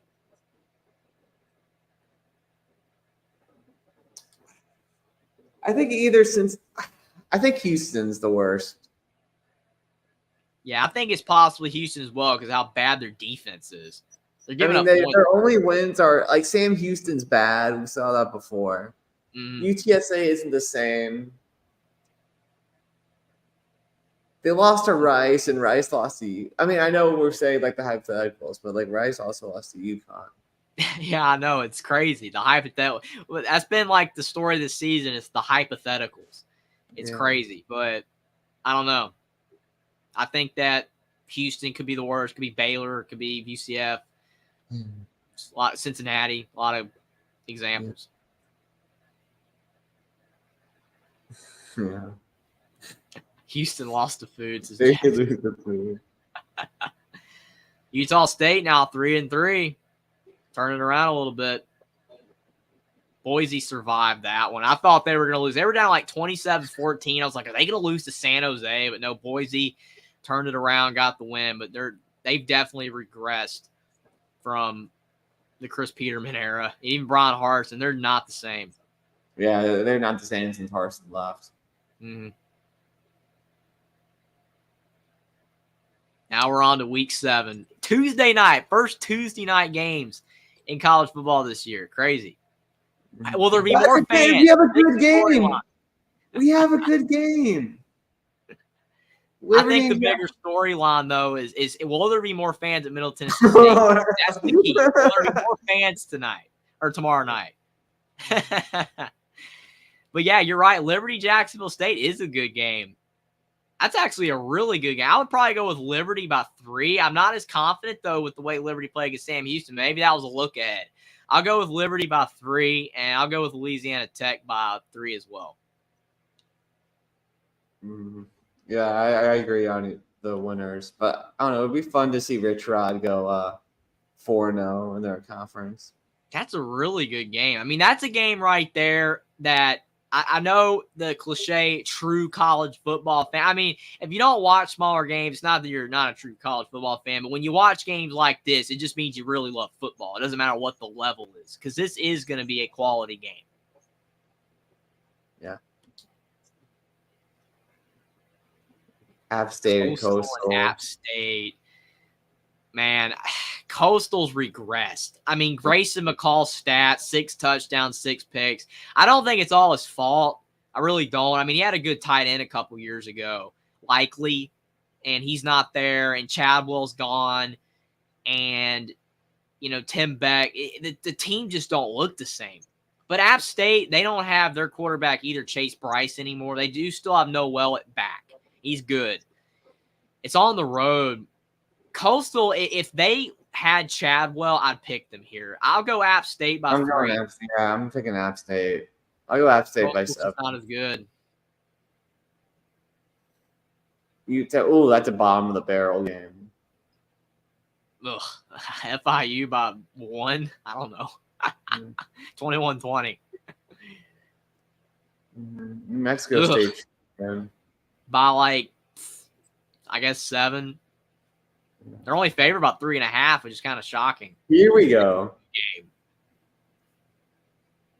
There's going to be offense here. There's going to be some offense because Houston can score, but West Virginia's defense has proven to be pretty solid this season. Granted, they've been going up against a lot of teams that aren't good offensively, and it's on the road, so I think it's going to make Houston play better. Dana Holgorsen is fighting for his job at this point. He is really fighting for his job. If he cannot get some wins this season, it could be all she wrote for Dana Holgorsen. And he's facing his former team as well, so there's going to be some added blood there, I guess. No love lost. But I'm going to go with West Virginia to win 28-21. I think that they're going to pull it out, move to 5-1, and really make West Virginia faithful happy. And a quick shout-out as well to Dale Wolfley, unfortunately, who just passed away as well. That's really sad. He was a fantastic representative of West Virginia University. And, Jackson did an interview with him as well. It was really cool. It's just that was sad as well. So hopefully West Virginia can get the win. I think they're going to hammer Houston. I think Houston's defense is just that bad. And I think West Virginia's going to be motivated because how he said you can't win at West Virginia. That's what Dana said as he was leaving there. So yeah, which not a good thing to say, by the way. I don't think. I mean, granted, he didn't think he was going to be playing Houston again. Not Houston, but West Virginia again, obviously, but at Houston. But man, that's just tough right there. Houston joining, the Big 12, and now having to face his old school after saying that. But yeah, I mean, West Virginia, I don't trust them yet, though. I just don't. They got to win some more for me to really get all the way on the Mountaineer train, but I still think they're going to win, just not by a lot.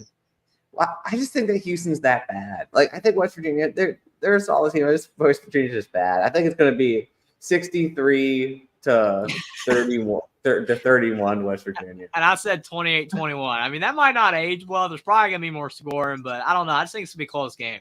But you could be right. It could be a offensive shootout with West Virginia pouring on the points. That would be like the most points in a Geno Smith that would have, 63. Unbelievable. SMU, ECU. ECU doesn't have Holton Ahlers or Keaton Mitchell or CJ Johnson anymore. The trio on offense. They were good last year. They were a really solid team last 2 years.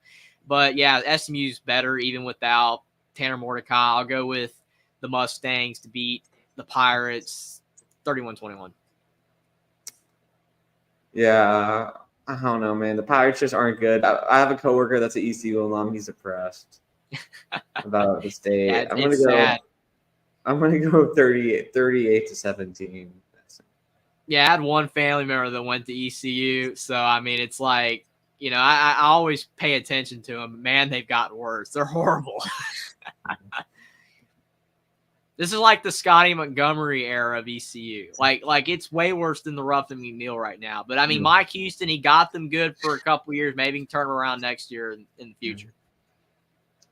Tulane and Memphis, good game. Yeah, I love these Thursday, Friday night games. I almost get more excited about these than the bigger games because teams like this getting their spotlight. And this is a solid game. Memphis, they're 4-1, but they don't look like they're as good as they were like 3 or 4 years ago. Like, they've had a revolving door of coaches. Like, you've had your Mike Norvells, coaches like that. They've had several at Memphis that have been solid the last few years. But Ron Silverfield has been doing a decent job there. But they just don't look as good. Tulane, though, I mean, Tyjae Spears being gone is big. Like, they're not as good without him. But, I mean, Michael Pratt in and out of the lineup. But when he plays, they're a better team. This could go either way. Man, I'll let you pick first. Well, Michael Pratt, I believe he's healthy. Mm-hmm. I'm looking it up. He did play against Nicholls State. Mm-hmm. That's big then. Because that's a big key. I mean, he makes the team better, but he's been in and out.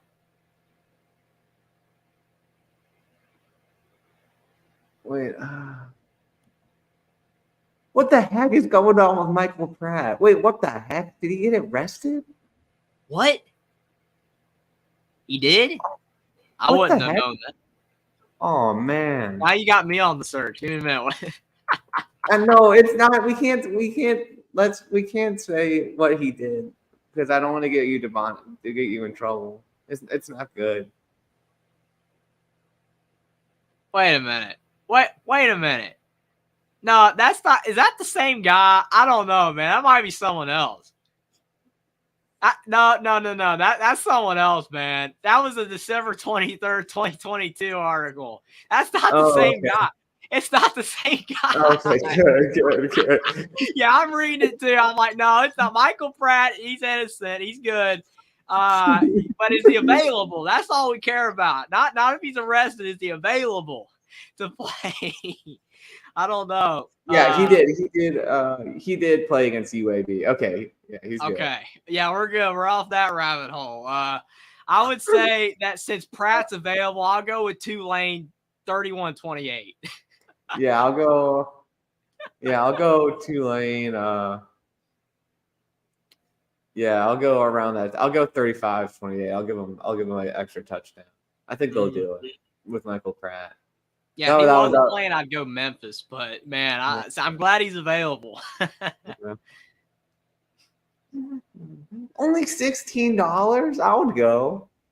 Man, some of these games, I mean, you get some high-quality football for a low price. How is that $2?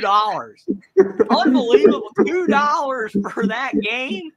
That's insane. That's chump change. Unbelievable. This is like the 1950s. Yeah. Crazy.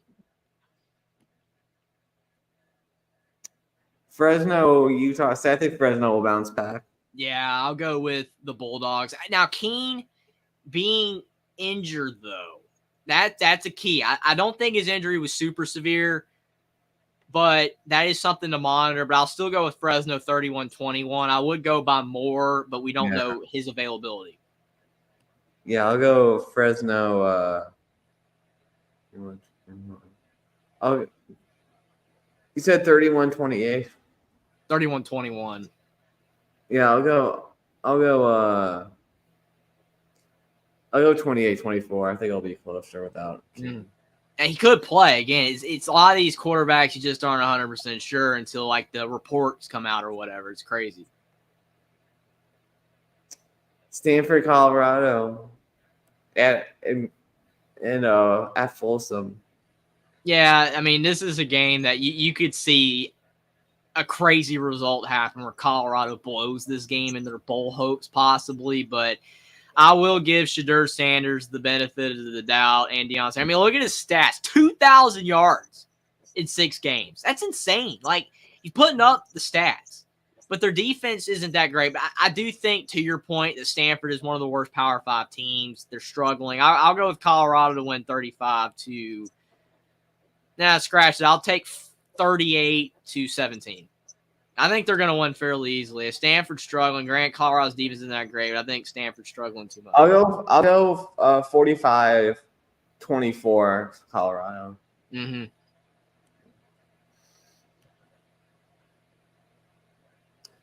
All right. Ooh, this is actually a solid game. It's not. I mean, it's not a game anyone's really going to care about, like if they're watching the bigger ones. But it's not a bad game. Wake is weird. I mean, they've played awful at times. I mean, I don't know if the Clemson game was more Wake playing well or Clemson playing bad because I didn't see the game. If it was Clemson playing bad, then Wake's still bad. But if it was actually Wake playing well, who knows? They still lost to Georgia Tech. Virginia Tech didn't look good last week, but it was against Florida State. I guess I'll go Virginia Tech by 3. I guess 24-21. I guess because it's at home, but either team I don't trust. Yeah, I'll go Hokies 31-21. I think that they'll. I don't know. They've been playing better. Lane Sam's a big home field advantage. Mm-hmm. Yeah, Kyron Drones he's athletic and he can make some throws, so I think he'll do enough. And yeah, Wake just misses Sam Hartman. And I also got an angry Wake comment last night at After Dark. So. Oh man, why are Notre Dame fans so entitled? Oh my God. Yeah, I don't know. I can't even answer that. What does that even mean? I get it. They lost their quarterback. I know why they're upset, but still. The dual shillelagh, USC, Notre Dame, under the lights at South Bend. Notre Dame a 2.5-point favorite. This is insane. I mean, this is a game of teams that have opposite problems. I would say opposite problems because to this point, Notre Dame has been good on defense. Second half against Louisville was ugly, but that could have just been they were gassed. But Mike, 52. When has USC held anybody to 12? Anybody. Arizona State scored 28. Like, that would be almost impossible. I would have a hard time seeing that. But the thing is here is that if Notre Dame could actually score, if they could score, I think Notre Dame can win. I've picked Notre Dame the last 3 weeks. I've been on your side, Will, every single week. I've picked them against Ohio State. I've picked them against Louisville, and I picked them against Duke. And they only won one of those games. They went 1-2 in those games. So it's really hard. I know they're favored. And South Bend, the home crowd, is going to be great. It's going to be fantastic. It's a great environment. The key here is, though, can Notre Dame's defense force Caleb Williams into some errors?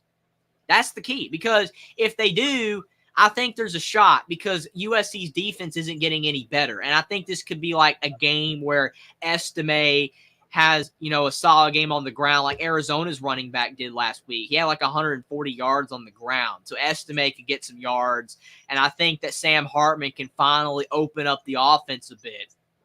But I'm not impressed with Notre Dame's receivers.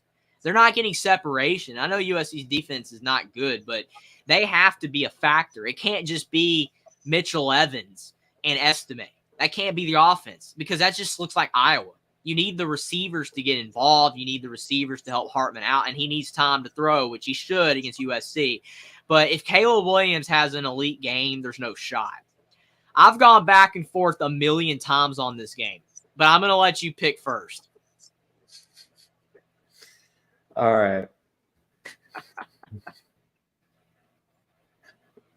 And both Notre Dame fan base is about as down as it could be, but I think the team will be up for this game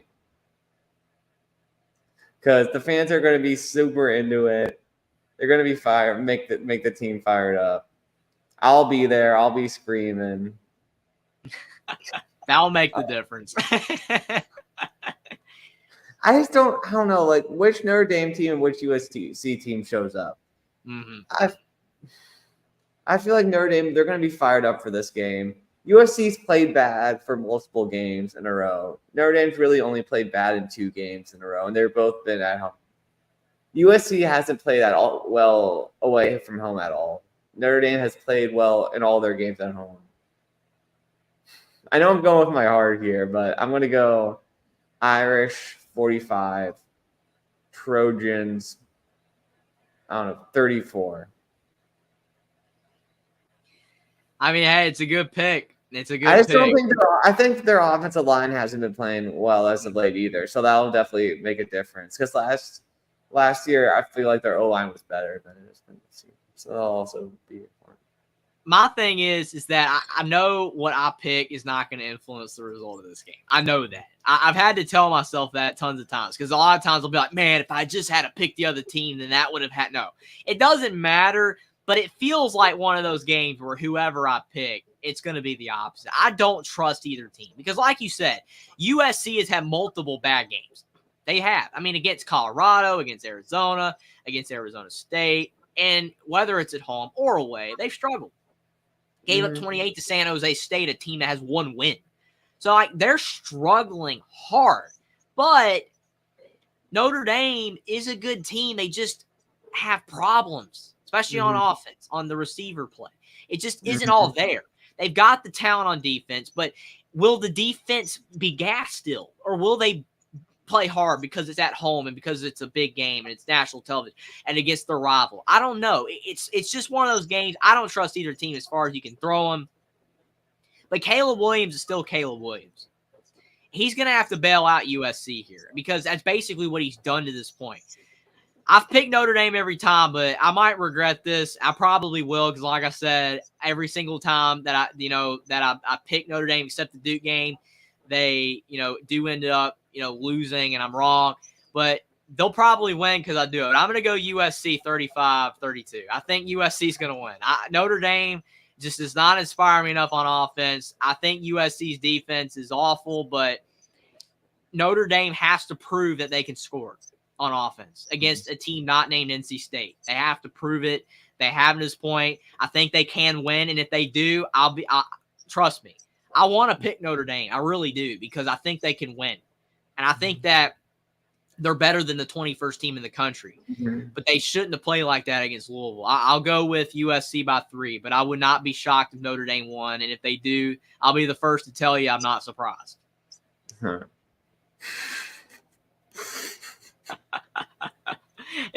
Mike, the honorary USC fan. No, I'll take that. Sorry. Jason, of course, good.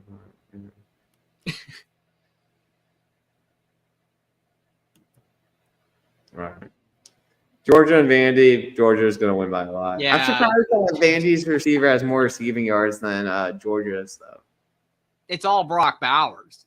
And I guess I know. I'm still surprised that Brock Bowers is less than Shepard. But yeah, it's shocking. It is. But I don't know. I just think like a lot of the games, like Georgia's been in the driver's seat per se. Like that South Carolina game, they were in control, but they just didn't do much. Like once they got the lead, they just kind of like held it. It was 24-14. So like if Georgia just put their foot on the gas and kept playing like super well like they did against Kentucky, they probably would have more yards.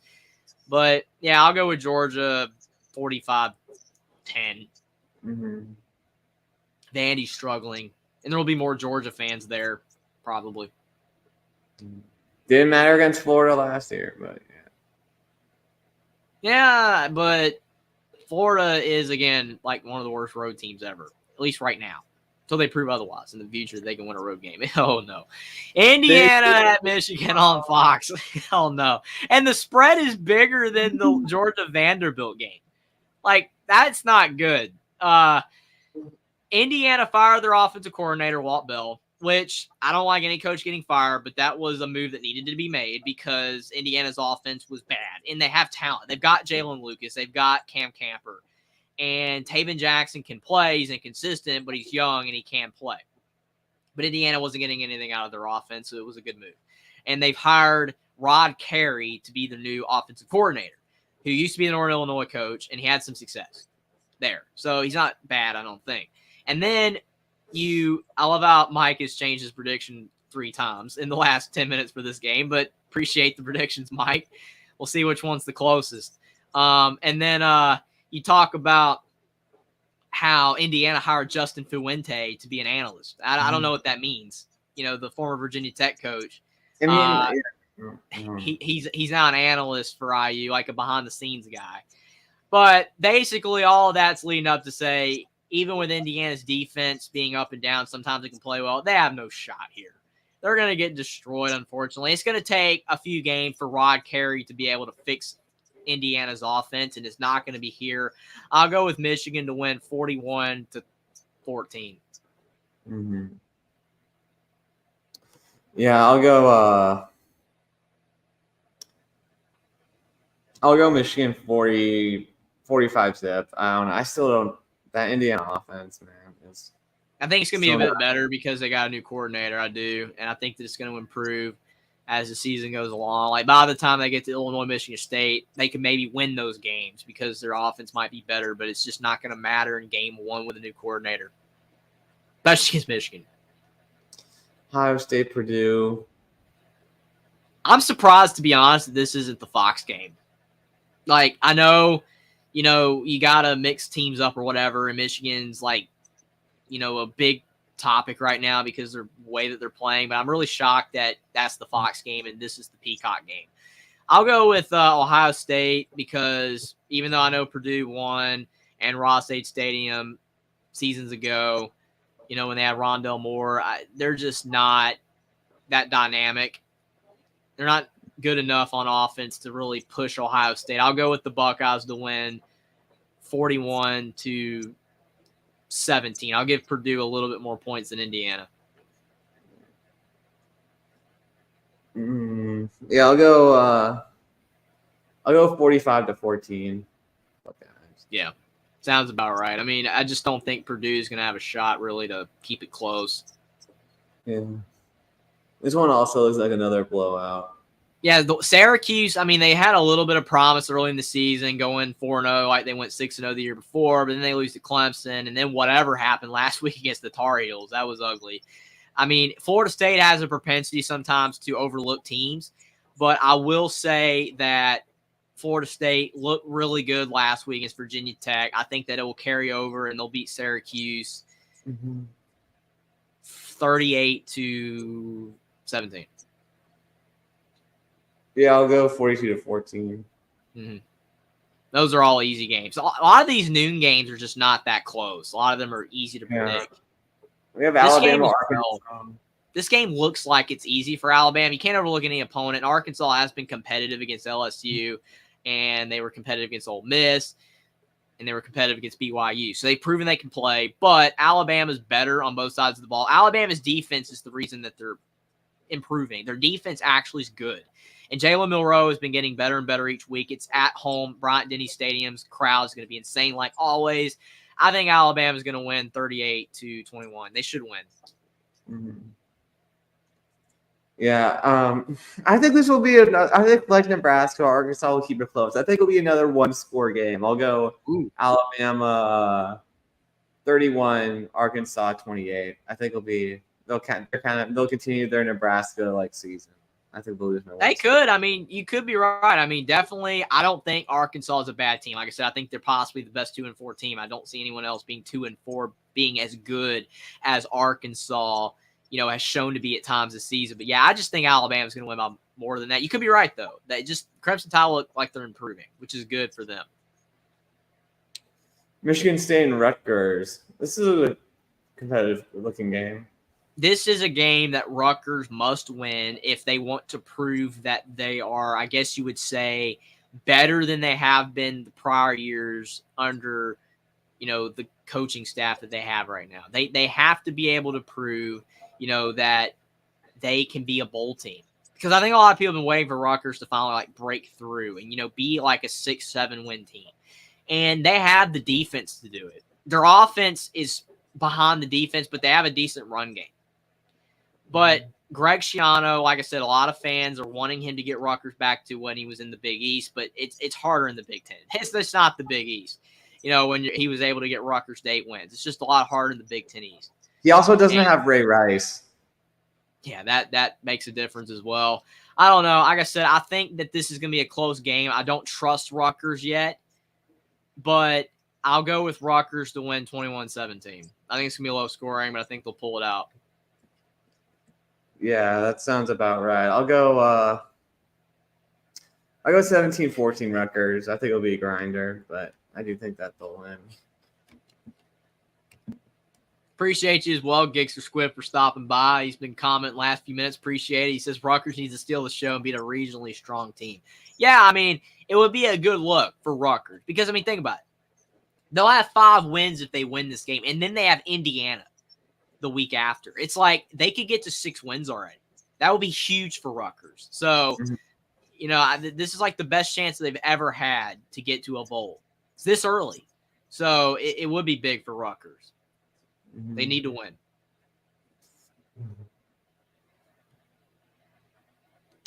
I would say Cincinnati. This is another. Cincinnati's favored by 5.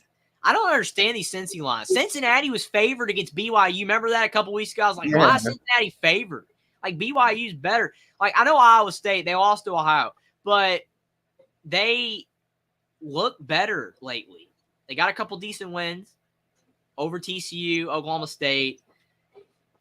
Nippert Stadium can be tough, but I don't like the way Cincinnati's been playing, to be frank. They just turnover prone, sloppy. I don't know. I'll go with Iowa State 24-21.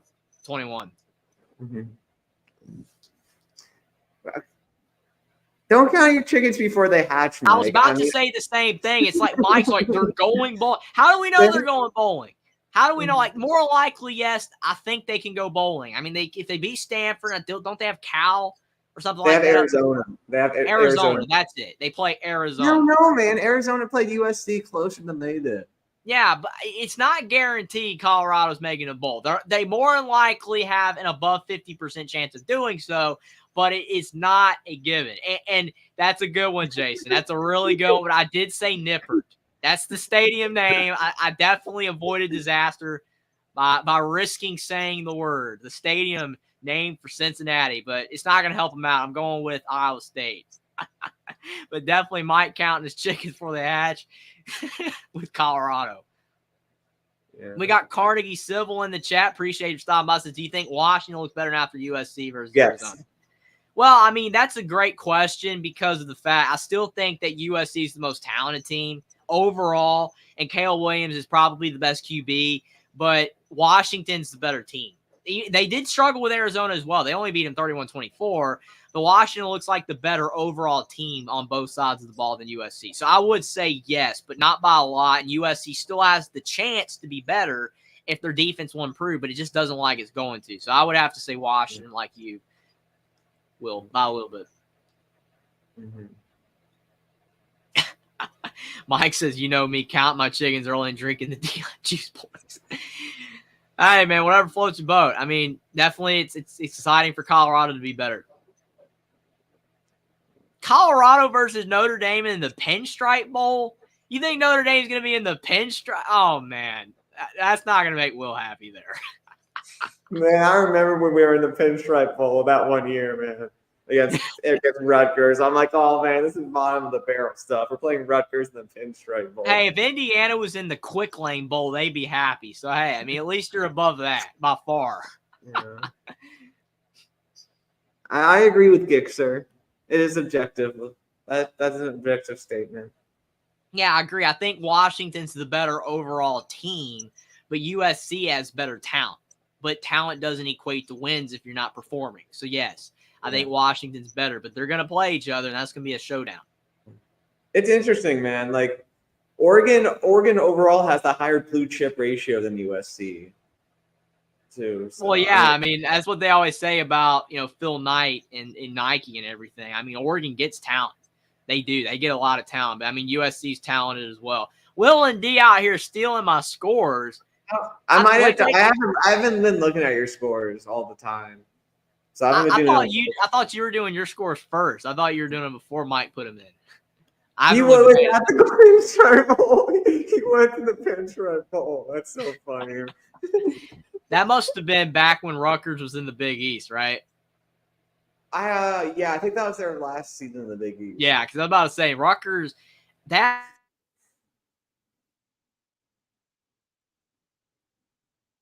Can you hear me? That might be me.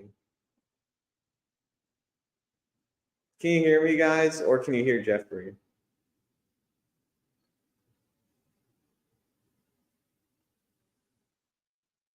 I think it's me.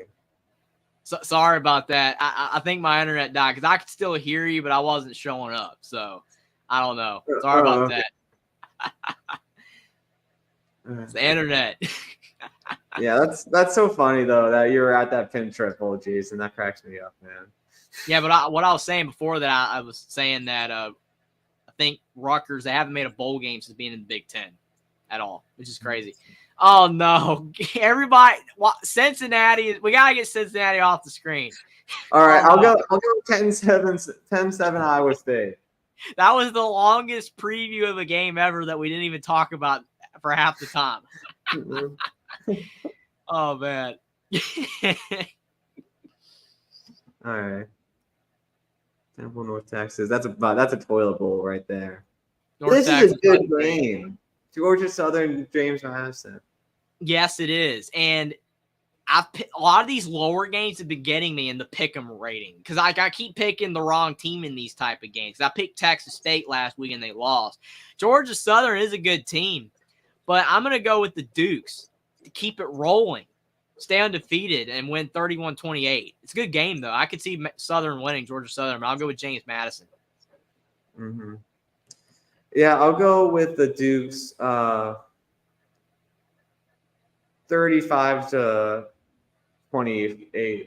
Mm-hmm. Sounds right. In that range. Eastern Michigan I'll go with Navy, Toledo. Utah needs Cam Rising. Yeah, they're in Rice Eccles. They should win. I'll go 28-10 Utes. Mm-hmm. Yeah, this game right here to me is more about whether Cam Rising is in or not. Because I think they'll win anyway, but they need him back. If they want to have any shot to be a potential Pac-12 title contender at all, they need him back. And this is a type game that could help build his confidence, to be able to get prepared for those bigger games that are coming up very soon for Utah. So they really need to win this game. Cal's quarterback has more yards than anybody for Utah. So that shows you that the quarterback play has been awful. I think Utah will win anyway at home, like you said, even without Rising. But if Rising plays, that's going to be the bigger storyline. We'll see. But I'm going to go with Utah to win 28-17 over Cal. Jason says Rutgers went to a bowl game. Their first season. That was a crazy year in the Big Ten, man. Mm-hmm. That's right. I remember that now. They beat Michigan that year and USC in a bowl game. They backed into a bowl a few years ago and A&M back then. Yeah, that's true. I should have remembered that. My bad. I remember that now. It was in 2021, 2020. They were 5-7, so I don't really. Yeah, and A&M couldn't play, and then they accepted a bowl. You're right. I should have remembered that. But, yeah, a true bowl game, like legitimate, because that shouldn't even count, to be honest, and they got destroyed anyway. They went the first year. You're right, Jason. Interesting.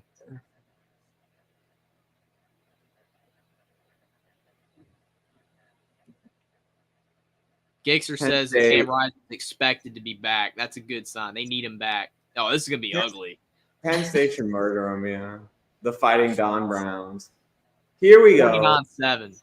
The game of the week. Yeah, this game right here, I am looking forward to so much. I finally get to pay attention to Washington because I haven't really been able to watch them. Been on the Pac-12 network a lot and all that. But Michael Penix Jr., can he make his claim for the Heisman this year? Can he put together a massive performance on the big stage? Or will it be Bo Nix going out there and doing the exact same? Both of these teams are so good. And I get that they haven't really played anybody substantial, and they both had shaky performances. Washington barely were able to beat Arizona. And then you look at Oregon, they were barely able to beat Texas Tech. But they're undefeated, and they've looked really good in other games. Like Oregon blew out Colorado, Washington's blown out some teams as well. But the big key here is this game's at Washington. If this game was at Oregon, it would be just as beneficial to them as it is for Washington at Washington. Both home crowds, Autzen and Husky Stadium, are unbelievable atmospheres. Two, I would say, underrated environments. I think a lot of people know that they're great environments, but since they're out west, and sometimes they just don't get talked about as much, they're both fantastic environments. A lot of people claim that the loudest environment ever was at a Washington game. I still don't know how actually truthful that is considering how these other atmospheres are, but Washington is a great environment. Mm-hmm. The key is that Washington's O-line cannot let Oregon's D-line get to Penix, because when Penix is rushed, he does have a propensity to make mistakes. He sometimes can make egregious throws, but when he is able to sit in a clean pocket, Penix is the best deep thrower in college football. That guy can sling it down the field. So that's the key. They can put pressure on Penix. He can make mistakes. Nix used to be inconsistent. He's Mr. Reliable now at Oregon, but this is still going to be a tough road environment. Roma Dunze is an elite receiver for Washington as well. This is going to be, like you said, probably the game of the week, and I think it's going to go down to a one-score game either way, but I'm going to go with Washington to beat Oregon 38-35. I think Penix is going to get it done at home, and I think they're going to find a way to stay undefeated and get closer and closer to possibly being, in a lot of people's minds, a CFP contender potentially. I'll go with Washington, but this game really could go either way. Well, I'm gonna go with the Ducks in this one, just because last year Bo Nix got hurt, and they still almost won, and I feel like the teams are about the same this year, so I'm gonna go for the Ducks to win it, 38-34 over the Huskies. I think Bo Nix was make a couple more plays, and I do think that they'll get enough rushes to Penix to throw him off a bit. You could be right, and that's the key. I mean, everyone talks about how great Penix has become, but the key is when he's pressured or not. like I said before. When he's pressured, he can make mistakes. When he's not pressured, it's game over. Right? He's just going to be slinging it downfield. So it's going to be key for Oregon to do that. And like you said, they could win. It's going to be a great game. I can't wait, but I'm going Washington. We'll see, though. We'll see. I'll be watching. I'll try to be watching at the tailgates. Oh, yeah, I'll definitely have my eye on that game for sure. I mean, there's other good games in the 3:30 window, but that's by far the best game. Probably of the day. Yeah. Probably be the only other game I can watch. Mm-hmm. This will be a good one. Tennessee, Texas A&M. Yeah, that's an underrated game as well. I mean, like I said, Oregon Washington is going to get the most eyeballs, you would think. I mean, I know that the SEC gets massive ratings. We'll see. Like, I don't know, like, actually which game's getting more ratings. I think it'll get the most. Oregon Washington will get the most. Mm-hmm. It should. But this is a good game as well. I think overall on the day, Notre Dame USC will get the most just because they're both blue bloods.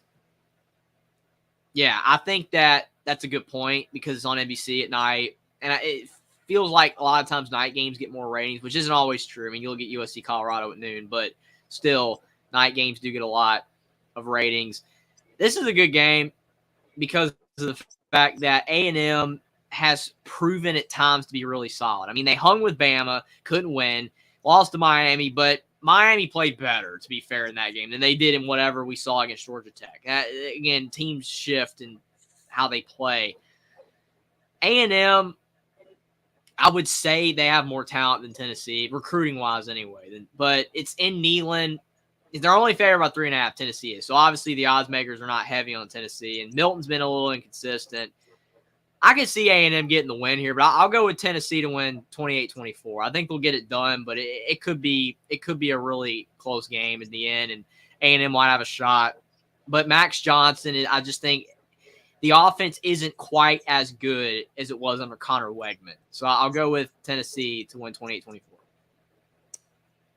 Will Joe Milton lose Tennessee the game? That's the question. Mm-hmm. Like, can he keep the interceptions down? Key. That, I think, is key in this game. I do think that the Vols will win, though. And I'm going to go a 42-34 Vols win. Mm. Yeah, Gixer says Aggies and Buckeye Mike as well. Both are going with Texas. Well, so we could look silly. For sure. Both of us, the ones picking A&M and Tennessee. I mean, it could go either way. I mean, it's a close game, just like Oregon Washington. It's not really a wrong answer picking either, team, whether you pick Washington, Oregon, or A&M, Tennessee. I pick both home teams, but again, it could go either way. And Austin, thanks for stopping by, Austin. He says Tennessee 34-20. Mm-hmm. We have Kansas, Oklahoma State. Can the Jayhawks get another winning streak going? Can the Cowboys double dip and beat both Kansas teams in the Big 12? Can they do it? They beat Kansas State in a game I was not expecting to happen the way that it went down. I thought that, the Wildcats were going to go on the road and get the win. I thought that Kansas State was a top half Big 12 team. Maybe they still are, but they just did not look good against Oklahoma State.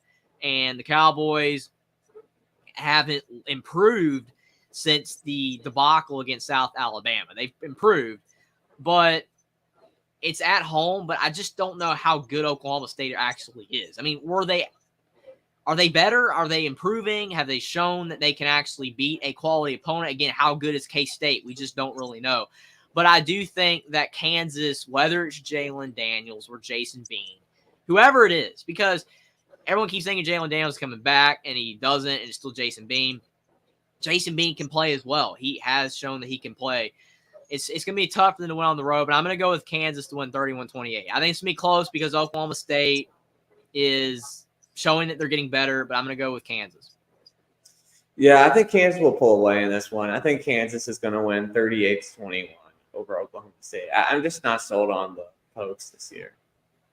Yeah, I'm not sold on them either. I mean, I definitely are not high on Oklahoma State, but that performance against Kansas State kind of shifts my mind a bit, thinking that, hey, maybe they're better. But I think Kansas is still the better team overall, and they have the more dynamic quarterbacks, both of them.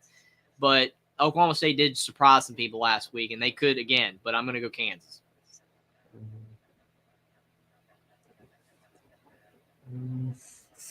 This is an interesting point. If Notre Dame upsets USC, then Washington Oregon will rematch. You think that USC will crumble once they lose once?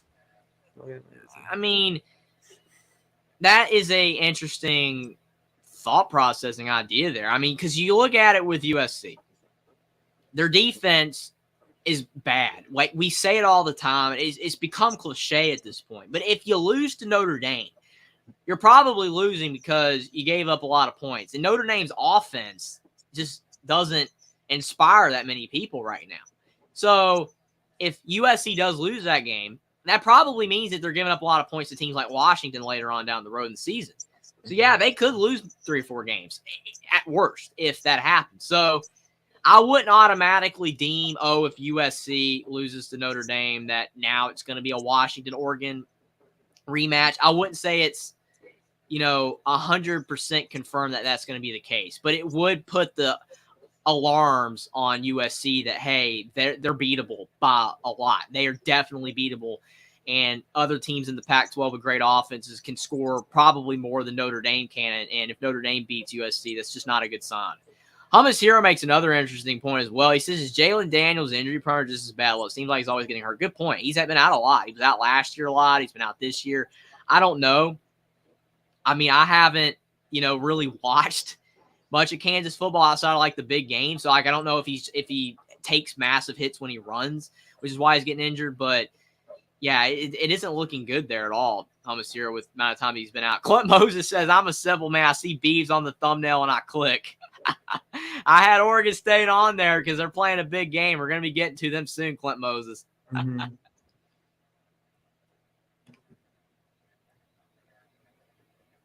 Illinois, Maryland. I'll go with Troy. A 3. That's NBC has that game. NBC.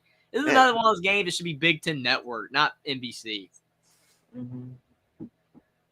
I think I'm going to go Maryland 31-14. Yeah, I think Illinois is just showing that I'm not saying they're giving up on the season, but I don't know what really they're doing out there. They're struggling on defense, offense. Like I said, the last time they played solid was when they played Kansas in the second half. I think Maryland, even though coming off that loss to Ohio State first loss of the season, it stings, but they're at home. I will say, though, Maryland needs to get their home crowd up. That's a big problem. Their home crowd is weak. Like when Indiana, I know it was Indiana. I understand that Indiana's not a draw. But you would think with Maryland playing like this, they're playing actually good football, like they'd be getting fans there. But they have, it was 55% capacity. So they need to get that crowd up. But that's not going to affect them in this game. Maryland's going to win. I think that they'll easily roll over Illinois 38-17 because the Fighting Illini are struggling. Talia Tagovailoa have a good game, but Maryland needs bigger crowds at their home. The problem with Maryland is Maryland's 10 minutes.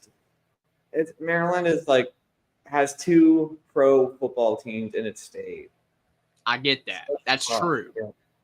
It's just that's true, and that's the problem. It's kind of like with USC. A lot of times they talk about USC can't get a lot of fans in their stadium sometimes, or like Miami because there's so much stuff to do. I get that. There's other interests, things to do going on. But still, I feel like that, Maryland should be still doing better than that because they don't have a massive stadium to begin with. That's the thing. It's not like they're trying to fill up 80,000. It's 50,000. But, and to, the point, like Jason's making, it fills them and the stadium's almost in the whole first quarter. Yeah, I did notice that. There were more people later on in the game, but yeah. It's pretty bad early on. There was no fans there. So it's crazy. But yeah, it's not going to affect Maryland. Maryland's going to win. But just thought that I'd point that out. Mm-hmm. Yeah. I appreciate that, Clint Moses. He says the homies here, these lives are super underrated. Appreciate that. Have a lot of fun with Will doing these previews and prediction recaps and all that. It's always a blast talking college football. And it makes it so much better when you guys are here as well. Thank you guys so much. Can Florida win a road SEC game? See, now this is going to be the game that gets me right here. Of all the games, I'll get other games wrong, but this is going to be the game that bothers me to death because it's okay, I pick Florida against Kentucky on the road. And what do I tell you, Will? I said I'm not picking Florida to win on the road unless it's against a bad team. And it's like, is South Carolina bad? I don't know, because they got shellacked against North Carolina. They hung with Georgia, I guess you would say. They've been all over the place. Rattler's no protection whatsoever. The O-line is abysmal, but it's at home. I don't trust Florida. I do not trust Florida at all. They don't win on the road. The last 15 of their 17 road games, they lose. If I pick South Carolina, they're going to win. They will win. I'm going to let you pick first, Will. Florida's gonna.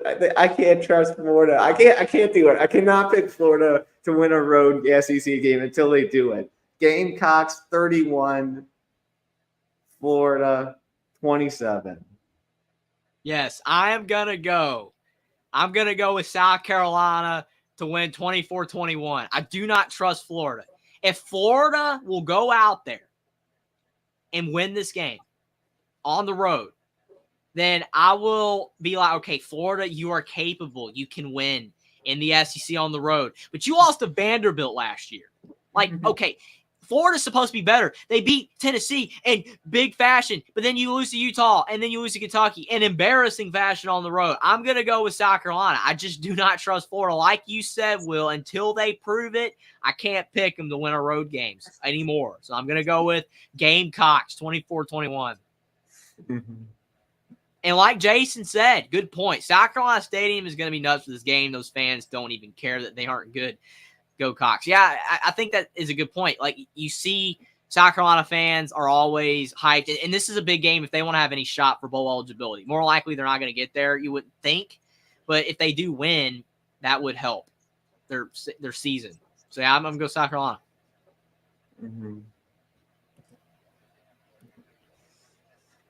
BYU TCU. Okay, this would be the first time a new Big 12 team beat old, I guess you could say Big 12 team, because none of the expansion Big 12 teams have beaten one of the old teams. Yeah, it's funny. It's like the new Big 12 beating the somewhat new Big 12, because like TCU hasn't been there forever, but yeah, I mean, they've been there for about a decade or whatever, however long. So I don't know. I mean, I picked TCU last week, and they disappointed me. They really disappointed me with the way that they played against Iowa State. And maybe Iowa State's getting better. Maybe Matt Campbell is turned a corner with Rocco Beck, their quarterback, and they're playing better. But Taylor Morris has 5 picks. He hasn't been awful. It's not like he's been terrible, but they just seem to make mistakes, and in inopportune times they find a way to lose. I mean, they should have beat Colorado. They really should have beat Colorado, and they didn't. So, I don't know. It's at home, and TCU has a good home atmosphere. I don't know if it's going to be as good because they're 3-3, but I still think it's going to be pretty good. I picked BYU several times this year, and they've won except against Kansas. I picked BYU against Kansas, and they didn't win. I did pick against them against Arkansas, and they won. But other than that, I did pick them against like Cincinnati and all their other games. But I don't know. This is going to be close, but I'll go with BYU 28-24. I think Keaton Slovis will get it done. They look a little better. I don't know. I mean, I could be wrong, but I'll go BYU. I don't know, man. I have a weird feeling that TCU is going to win. Although I do know someone on BYU, like, that I grew up with, and our parents are friends. He starts at Tanner. He starts at safety for BYU. That's cool, man. So, you know what? I'll pick BYU. I'll pick BYU 28-24. I think it'll be close, but I think they can. I mean, I'm with you. I kind of have a sneaking suspicion as well. TCU might bounce back. That's kind of been the theme this season. It's been the theme. I mean, you look at, team plays awful this week. Can they bounce back next week? And then they do. So it's like TCU could definitely bounce back. But I just feel like BYU's been playing pretty consistently. Like, even in the Kansas game, they weren't all bad. So I don't know. I'll go with BYU. You've got Buckeye Mike saying Iowa State will be a threat for Rocco Beck's college career is over. I'm confident saying they'll have a 2022 TCU CFP run for it's all said and done. Well, I mean, with a 12-team playoff, it'd be more likely, but that would still be hard. But yeah, I think Rocco Beck has improved the offense last couple of weeks. But that's interesting.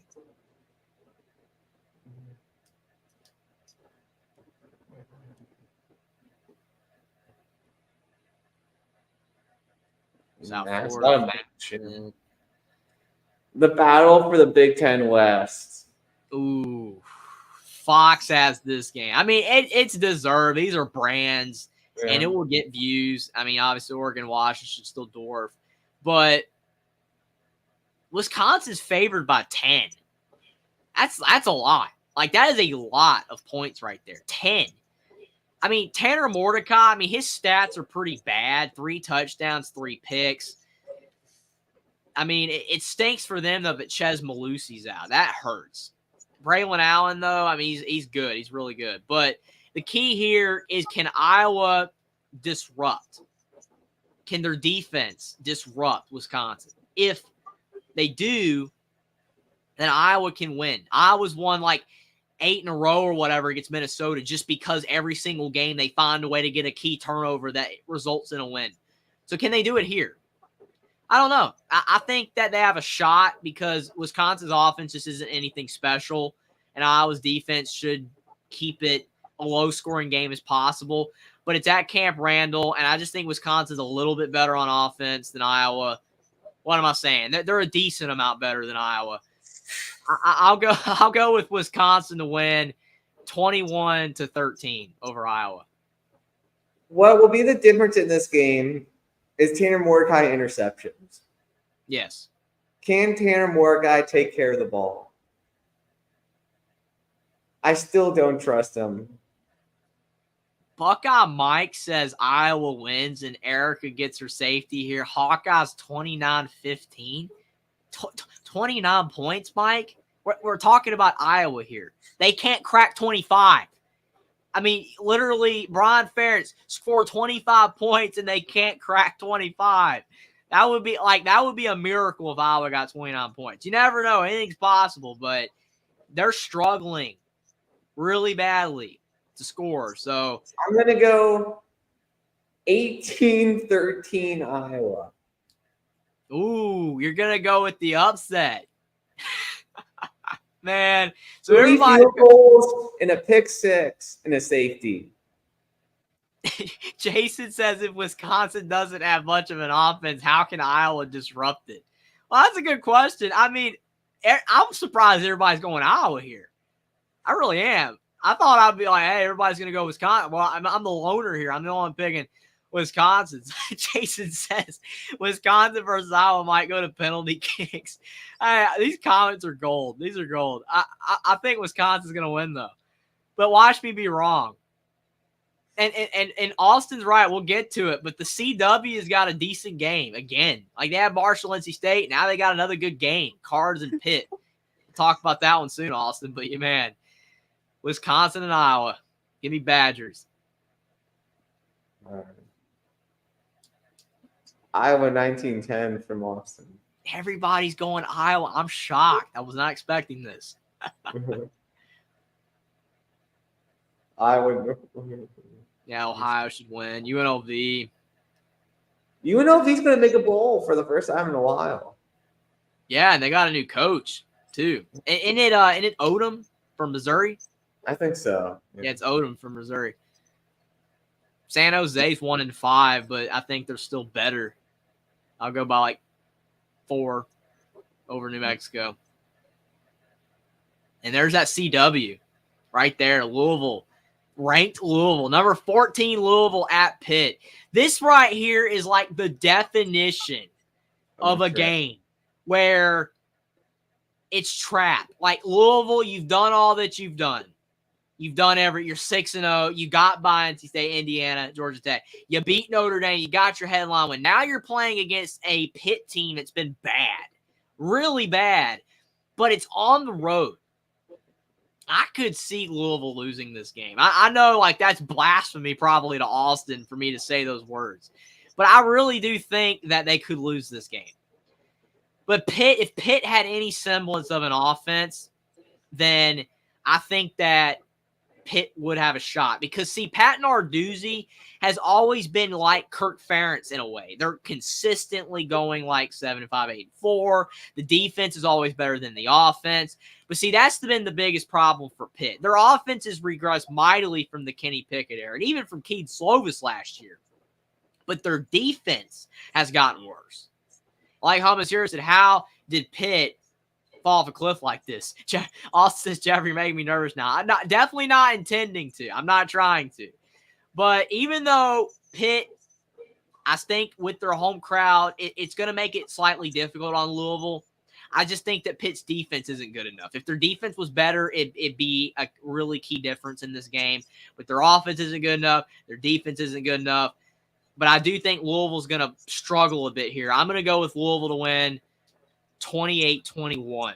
I don't think they're going to blow them out, but I think they'll win. I think that it'll be like a slow burn. I think eventually Louisville will win this game. I'll go 38-14. I think eventually they'll pull. Mm-hmm.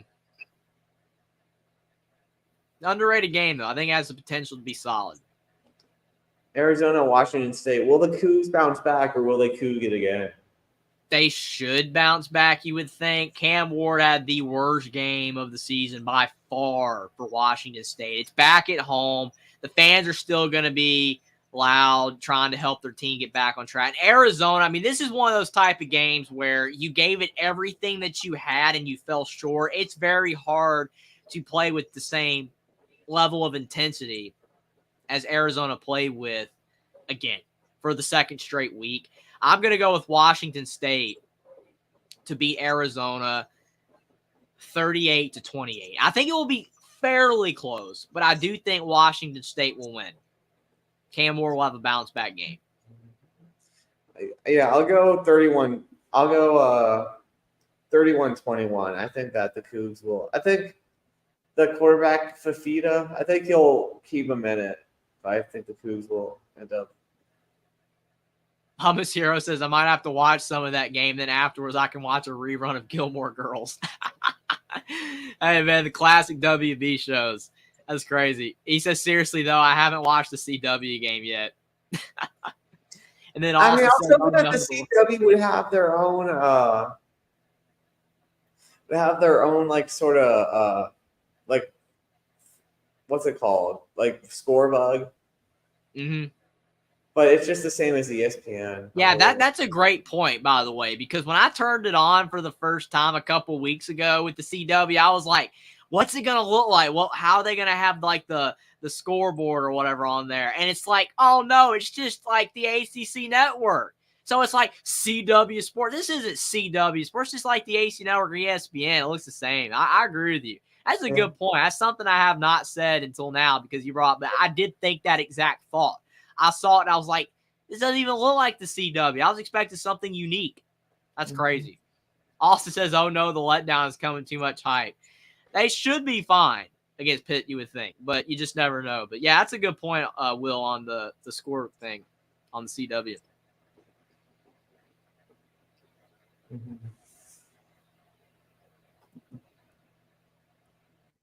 Auburn LSU, the Tiger Bowl. Yeah, that is a game that you would think right there that Auburn, granted they've been playing some decent football at times, and they were able to, I guess you would say, quote unquote, hang with Georgia. They were competitive in that game and even had a shot to win, technically. But still, this game's at LSU, and LSU proved against Missouri that they're still playing hard. They haven't given up on the season. They haven't tanked. Their defense is really struggling, but Jay Daniels is playing so well. It's kind of like a Caleb Williams type situation where he's putting up all the yards and the stats and making LSU still win most of their game. I think LSU is going to win over Auburn 42-31. I'll go 40. I'll go 49-45. LSU. I still think, I think that Peyton Thorne could have a big game.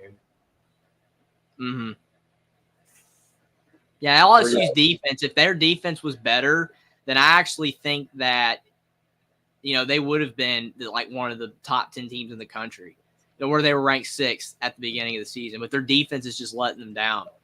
Buckeye Mike says Auburn surprises everyone because Jaden throws one too many picks. Tigers 44, Tigers 42.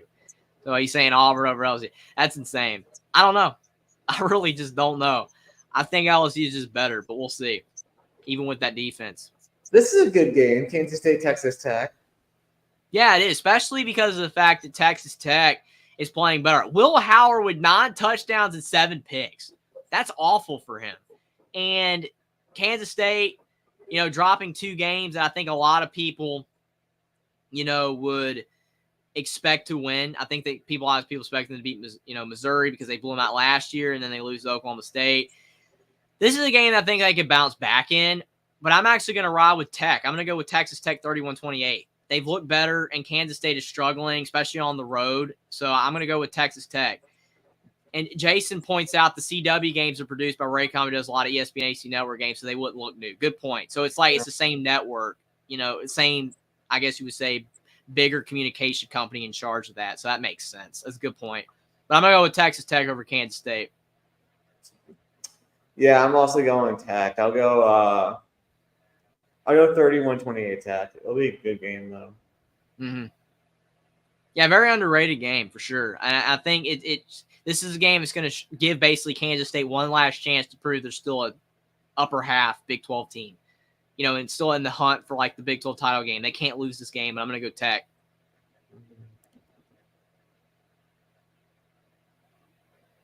Not a bad game here, actually. Marshall, Georgia State, ESPN2 as well. This is a game where, Marshall's coming off that loss to NC State. I think that they can either, let that carry over and they lose again, or they'll bounce back. Georgia State's solid. They've been playing well, and it's on the road. But I'm actually going to go with Marshall and 31-28. I think Marshall will get the bounce back. Yeah. I don't know. Georgia State didn't look good against Troy, so I'll go in favor of Marshall. Miss Zero says, do you guys think 3 Tiger teams in one conference is a bit redundant? I think one should have to change the lines or something. That's funny. That's hilarious. You got 2 Bulldogs as well. Wildcats are all over the place. Kansas State Wildcats, Arizona Wildcats, Kentucky Wildcats, Villanova Wildcat in basketball. At least there's a lot of Wyoming Air Force. Air Force is an 11-point favorite. That shows you how high the bettors think about Air Force. I mean, that's insane, to be honest with you. I mean, they've been playing well. Like, they've been blowing out teams. Like, you could argue with the way Air Force has been blowing out teams, they technically, you could make an argument, should be ranked for how well that they've played. Like, I know they haven't really played anybody super significant, but it's hard when you're a team like Air Force. But they have been blowing out teams. Thomas here says they have a tremendous defense, which is true, and they're running, the option offense to perfection. And it's not at Wyoming. That's a key. I think that Air Force is going to win, to be honest with you. I think Air Force is going to win 31-21. Wyoming will try hard, but Whaley's availability is key too because he got injured late in the Fresno game. We don't know if he'll be able to play. I'm going to go with Air Force. And they might be ranked after this one. They win. I'll go Air Force 41-28. Well, Mike, the offense is perfect and defense is. I agree with Wyoming's defense, but Wyoming only put up 38 yards of offense in the second half into the final 3 minutes of the game. So I wouldn't say their offense is perfect. They were good early against Fresno, but their offense faded. So, I don't know. I mean, they could win, but I think Air Force is just better, to be honest. This game right here, I've been waiting for this game. I've been waiting to talk about Miami and North Carolina because Miami, after one of the biggest choke jobs in the history of college football against Georgia Tech, will Miami bounce back and play better in this game against the North Carolina Tar Heels? It is very well possible. And I almost feel like that loss to Georgia Tech is bad for North Carolina because there is a chance that Miami shakes off that abysmal ending to that game. And really, the entire game was abysmal for Miami. And they'll come back around and play hard. I'm expecting that. I'm expecting Tyler Van Dyke to not throw as many picks as he did against Georgia Tech. I'm expecting the ground game for Miami to do better and their defense. But North Carolina, though, I've never, even as a guy that lives in the state of North Carolina and is always liked the Tar Heels, I've never trusted them in games because I picked North Carolina to beat Notre Dame last year. Well, because of that, North Carolina was looking pretty good, and Notre Dame had the bad losses to Marshall and Stanford. And what happened? Notre Dame beat North Carolina. So it's games like that that make me not trust North Carolina because they, in these bigger games, I wouldn't say they let people down or choke, but they just don't always perform that well in these bigger games.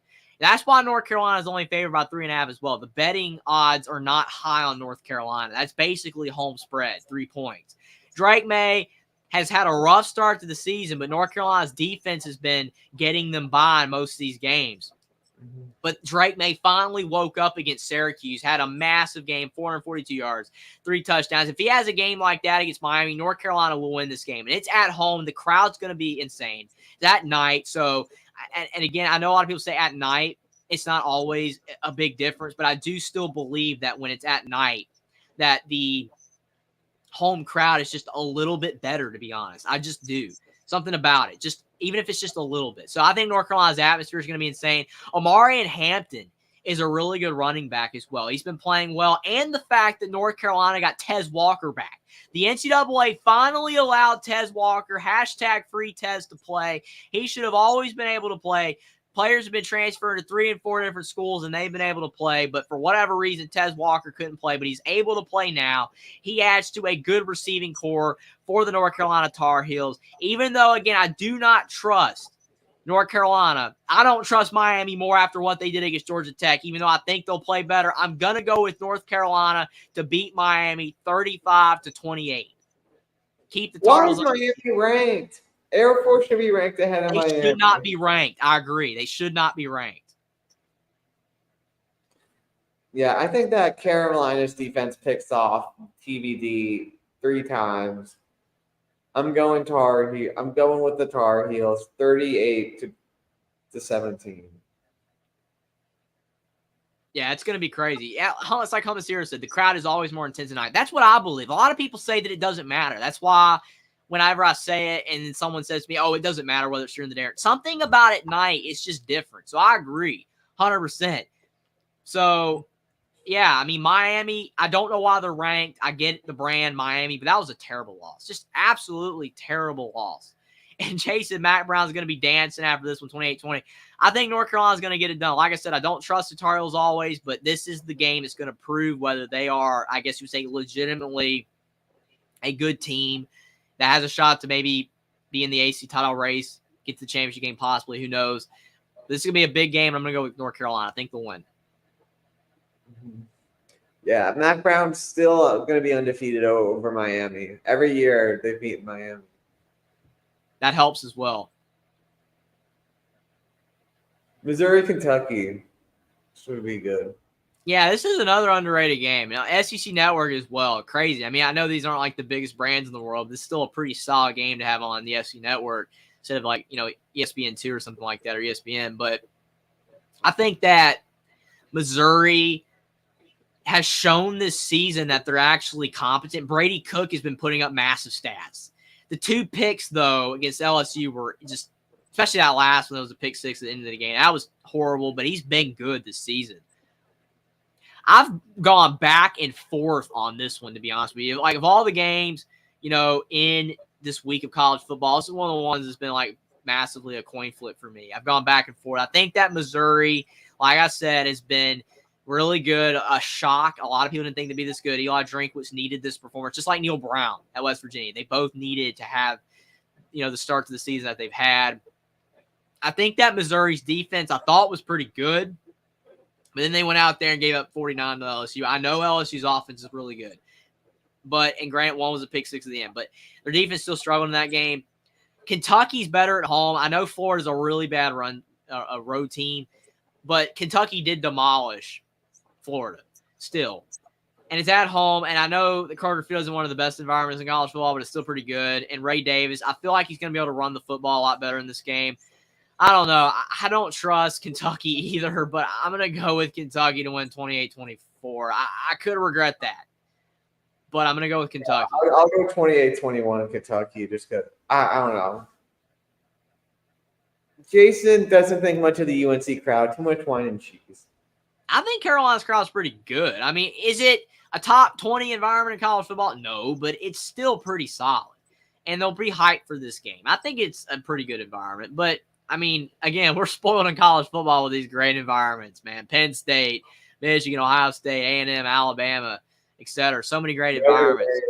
Notre Dame, Georgia. Yeah. Florida. It's just so many insane environments. So even Clemson as well, LSU. So yeah, North Carolina's nowhere in that range, but it's still good. So, but I know what you mean. UCLA, Oregon State. This is what I'm talking about here. Look at these 3 games all at the same time. These windows have too many games that I have to flip the TV channel so many times. It feels like the TV's about to blow up. I'm flipping it so much. I mean, this is a good game here, and I'll be watching other games as well, so I won't even be able to see much of it. But this is a big for Oregon State to prove that they're still possibly, I guess you would say, a top-tier Pac-12 team and possibly a team that can get to the Pac-12 championship game. Maybe. It's an outside chance, but they need this game if they're going to have any shot. And I think UCLA is good. Like you said, their defense is pretty good. They were really good against Washington State. But home field advantage in the Pac-12 has been key. When you're at home, you win. When you're out on the road, you've struggled. I think Oregon State's going to bounce back. DJ Uiagalelei is going to have a good enough game. I think Oregon State's going to beat the freshman Dante Moore 31-24. Yeah, I think it'll be a bit of a defensive battle. I'll go 28-24. I think it'll be close, but I do think the Bees will prevail because just Reser Stadium's a great home environment. Mm-hmm. Yeah, it is, and that's the thing. Like it's like with Utah. I remember like when Utah was playing at Oregon State, a lot of Utah fans said that they were going to win. It's like, well, Cam Rising's out, and it's like even though Reser Stadium is small, it's loud. Martin Stadium as well, Washington State, it's small, but it's loud. Even Rice Eccles is on the smaller side, but it's loud. Like, and you're in the Pac-12. Rest in peace to the Pac-12 after the season. But in the Pac-12 for now, last season, all these teams have smaller stadiums, but they have insane environments. So it's hard to go on the road and win. I just think UCLA is going to struggle. And it's, even though it's an afternoon game, is on the West Coast, it's going to turn the night late in the second half. So it makes a difference. I think that Oregon State's just going to be able to benefit from that home field advantage and knock off UCLA. Mike says you got to go to bed, got to go to work, have a great rest of the stream. Appreciate that, Buckeye Mike. Appreciate you for stopping by. Hummus Hero's right. Primetime window is loaded with good games this week. I agree. So many games. Even this game isn't bad. NC State Duke. Pretty good game for the ACC network. Mm-hmm. I mean, Riley Leonard, though, out. I mean, he's out because the ankle sprain. I don't think he'll be back for this game because that was a pretty ugly injury. I think he'll return, but if he's not playing, which I don't think he will, I mean, that makes this interesting. That's why the line's only 3.5. NC State could win, but, I mean, they're turnover prone. MJ Morris and Brennan Armstrong are both turnover prone. I'll go with Duke to win 27-21. Yeah, I think that Duke will edge it out without Riley, but I think it'll be 17-14. I think it'll be on the lower scoring side. Yeah, Duke's defense is going to have to bail them out. This is a game that Duke's defense and, their quarterback play without Riley Leonard is just going to have to be no turnovers, play competent football, and defense has to stop NC State and keep them to a lower scoring game because if they don't, then they could drop this game. But I'll give Duke the benefit of the doubt. Mm-hmm. I think UTSA will win.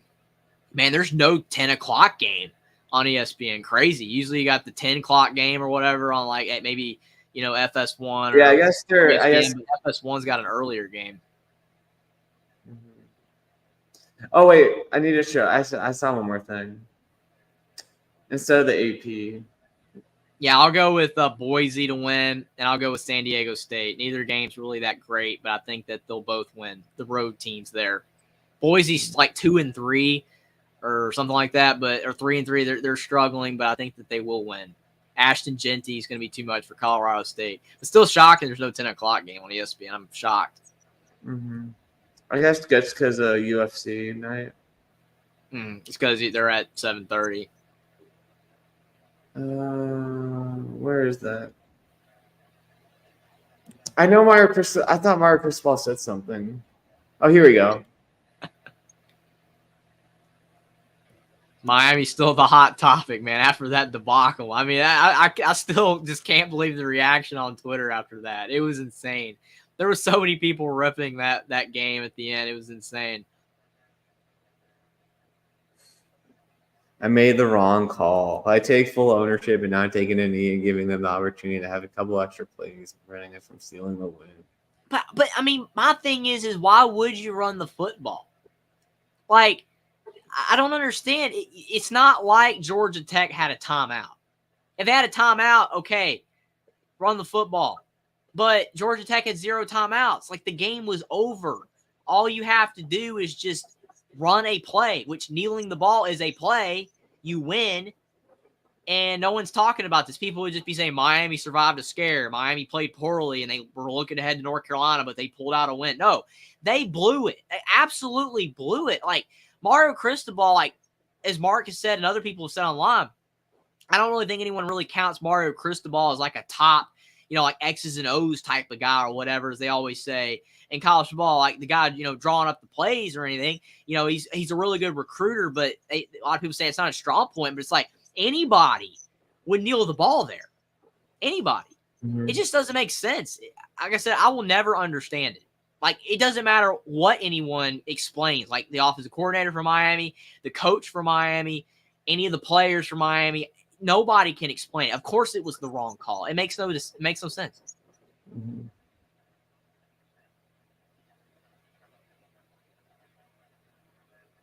He didn't really say it much. I mean, like I said, everyone makes mistakes.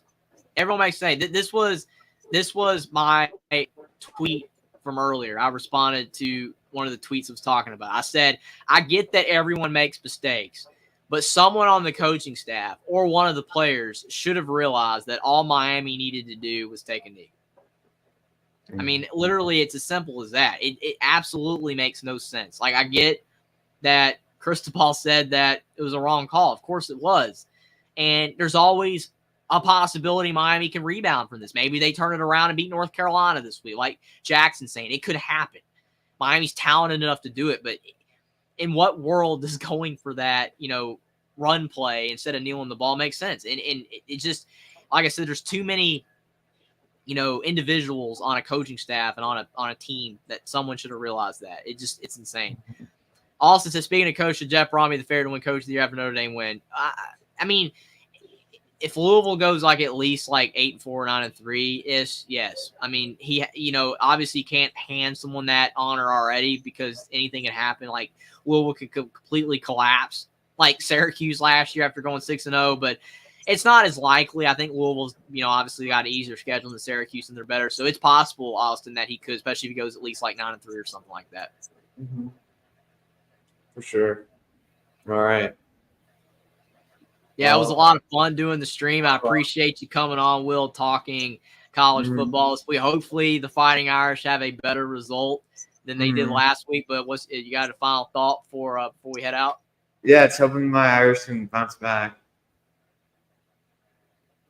For sure. I'm hoping that they will for you. Definitely, though, for the Trojan guys, they want USC to win. Yeah. So it's one of those things. Like, I know so many great people online for like different teams. So it's like you're not even like necessarily a fan. But it's like I'm pulling for Notre Dame for you. Then you got the USC guys over here, pulling for them. So it's tough. But hopefully the better team will win. Will make one of you guys happy for sure. But hopefully North Carolina will play well against Miami. Hopefully Alabama will, play well against Arkansas, not overlook them. And hopefully Indiana does not get blown out too badly against the Michigan Wolverines. But, that doesn't look too good. But most importantly, appreciate all you guys for being here. Jay says, good show, guys. Go Noles. Appreciate you for being here. Like the stream down below. Subscribe to the channel if you are new. So go subscribe to Will's channel as well if you have the time. And also share the stream out on social media. It really helps out. But thank you guys so much for being here. And we'll see you guys next week with another preview and recap of college football over on Will's channel. Thanks for being here, everybody.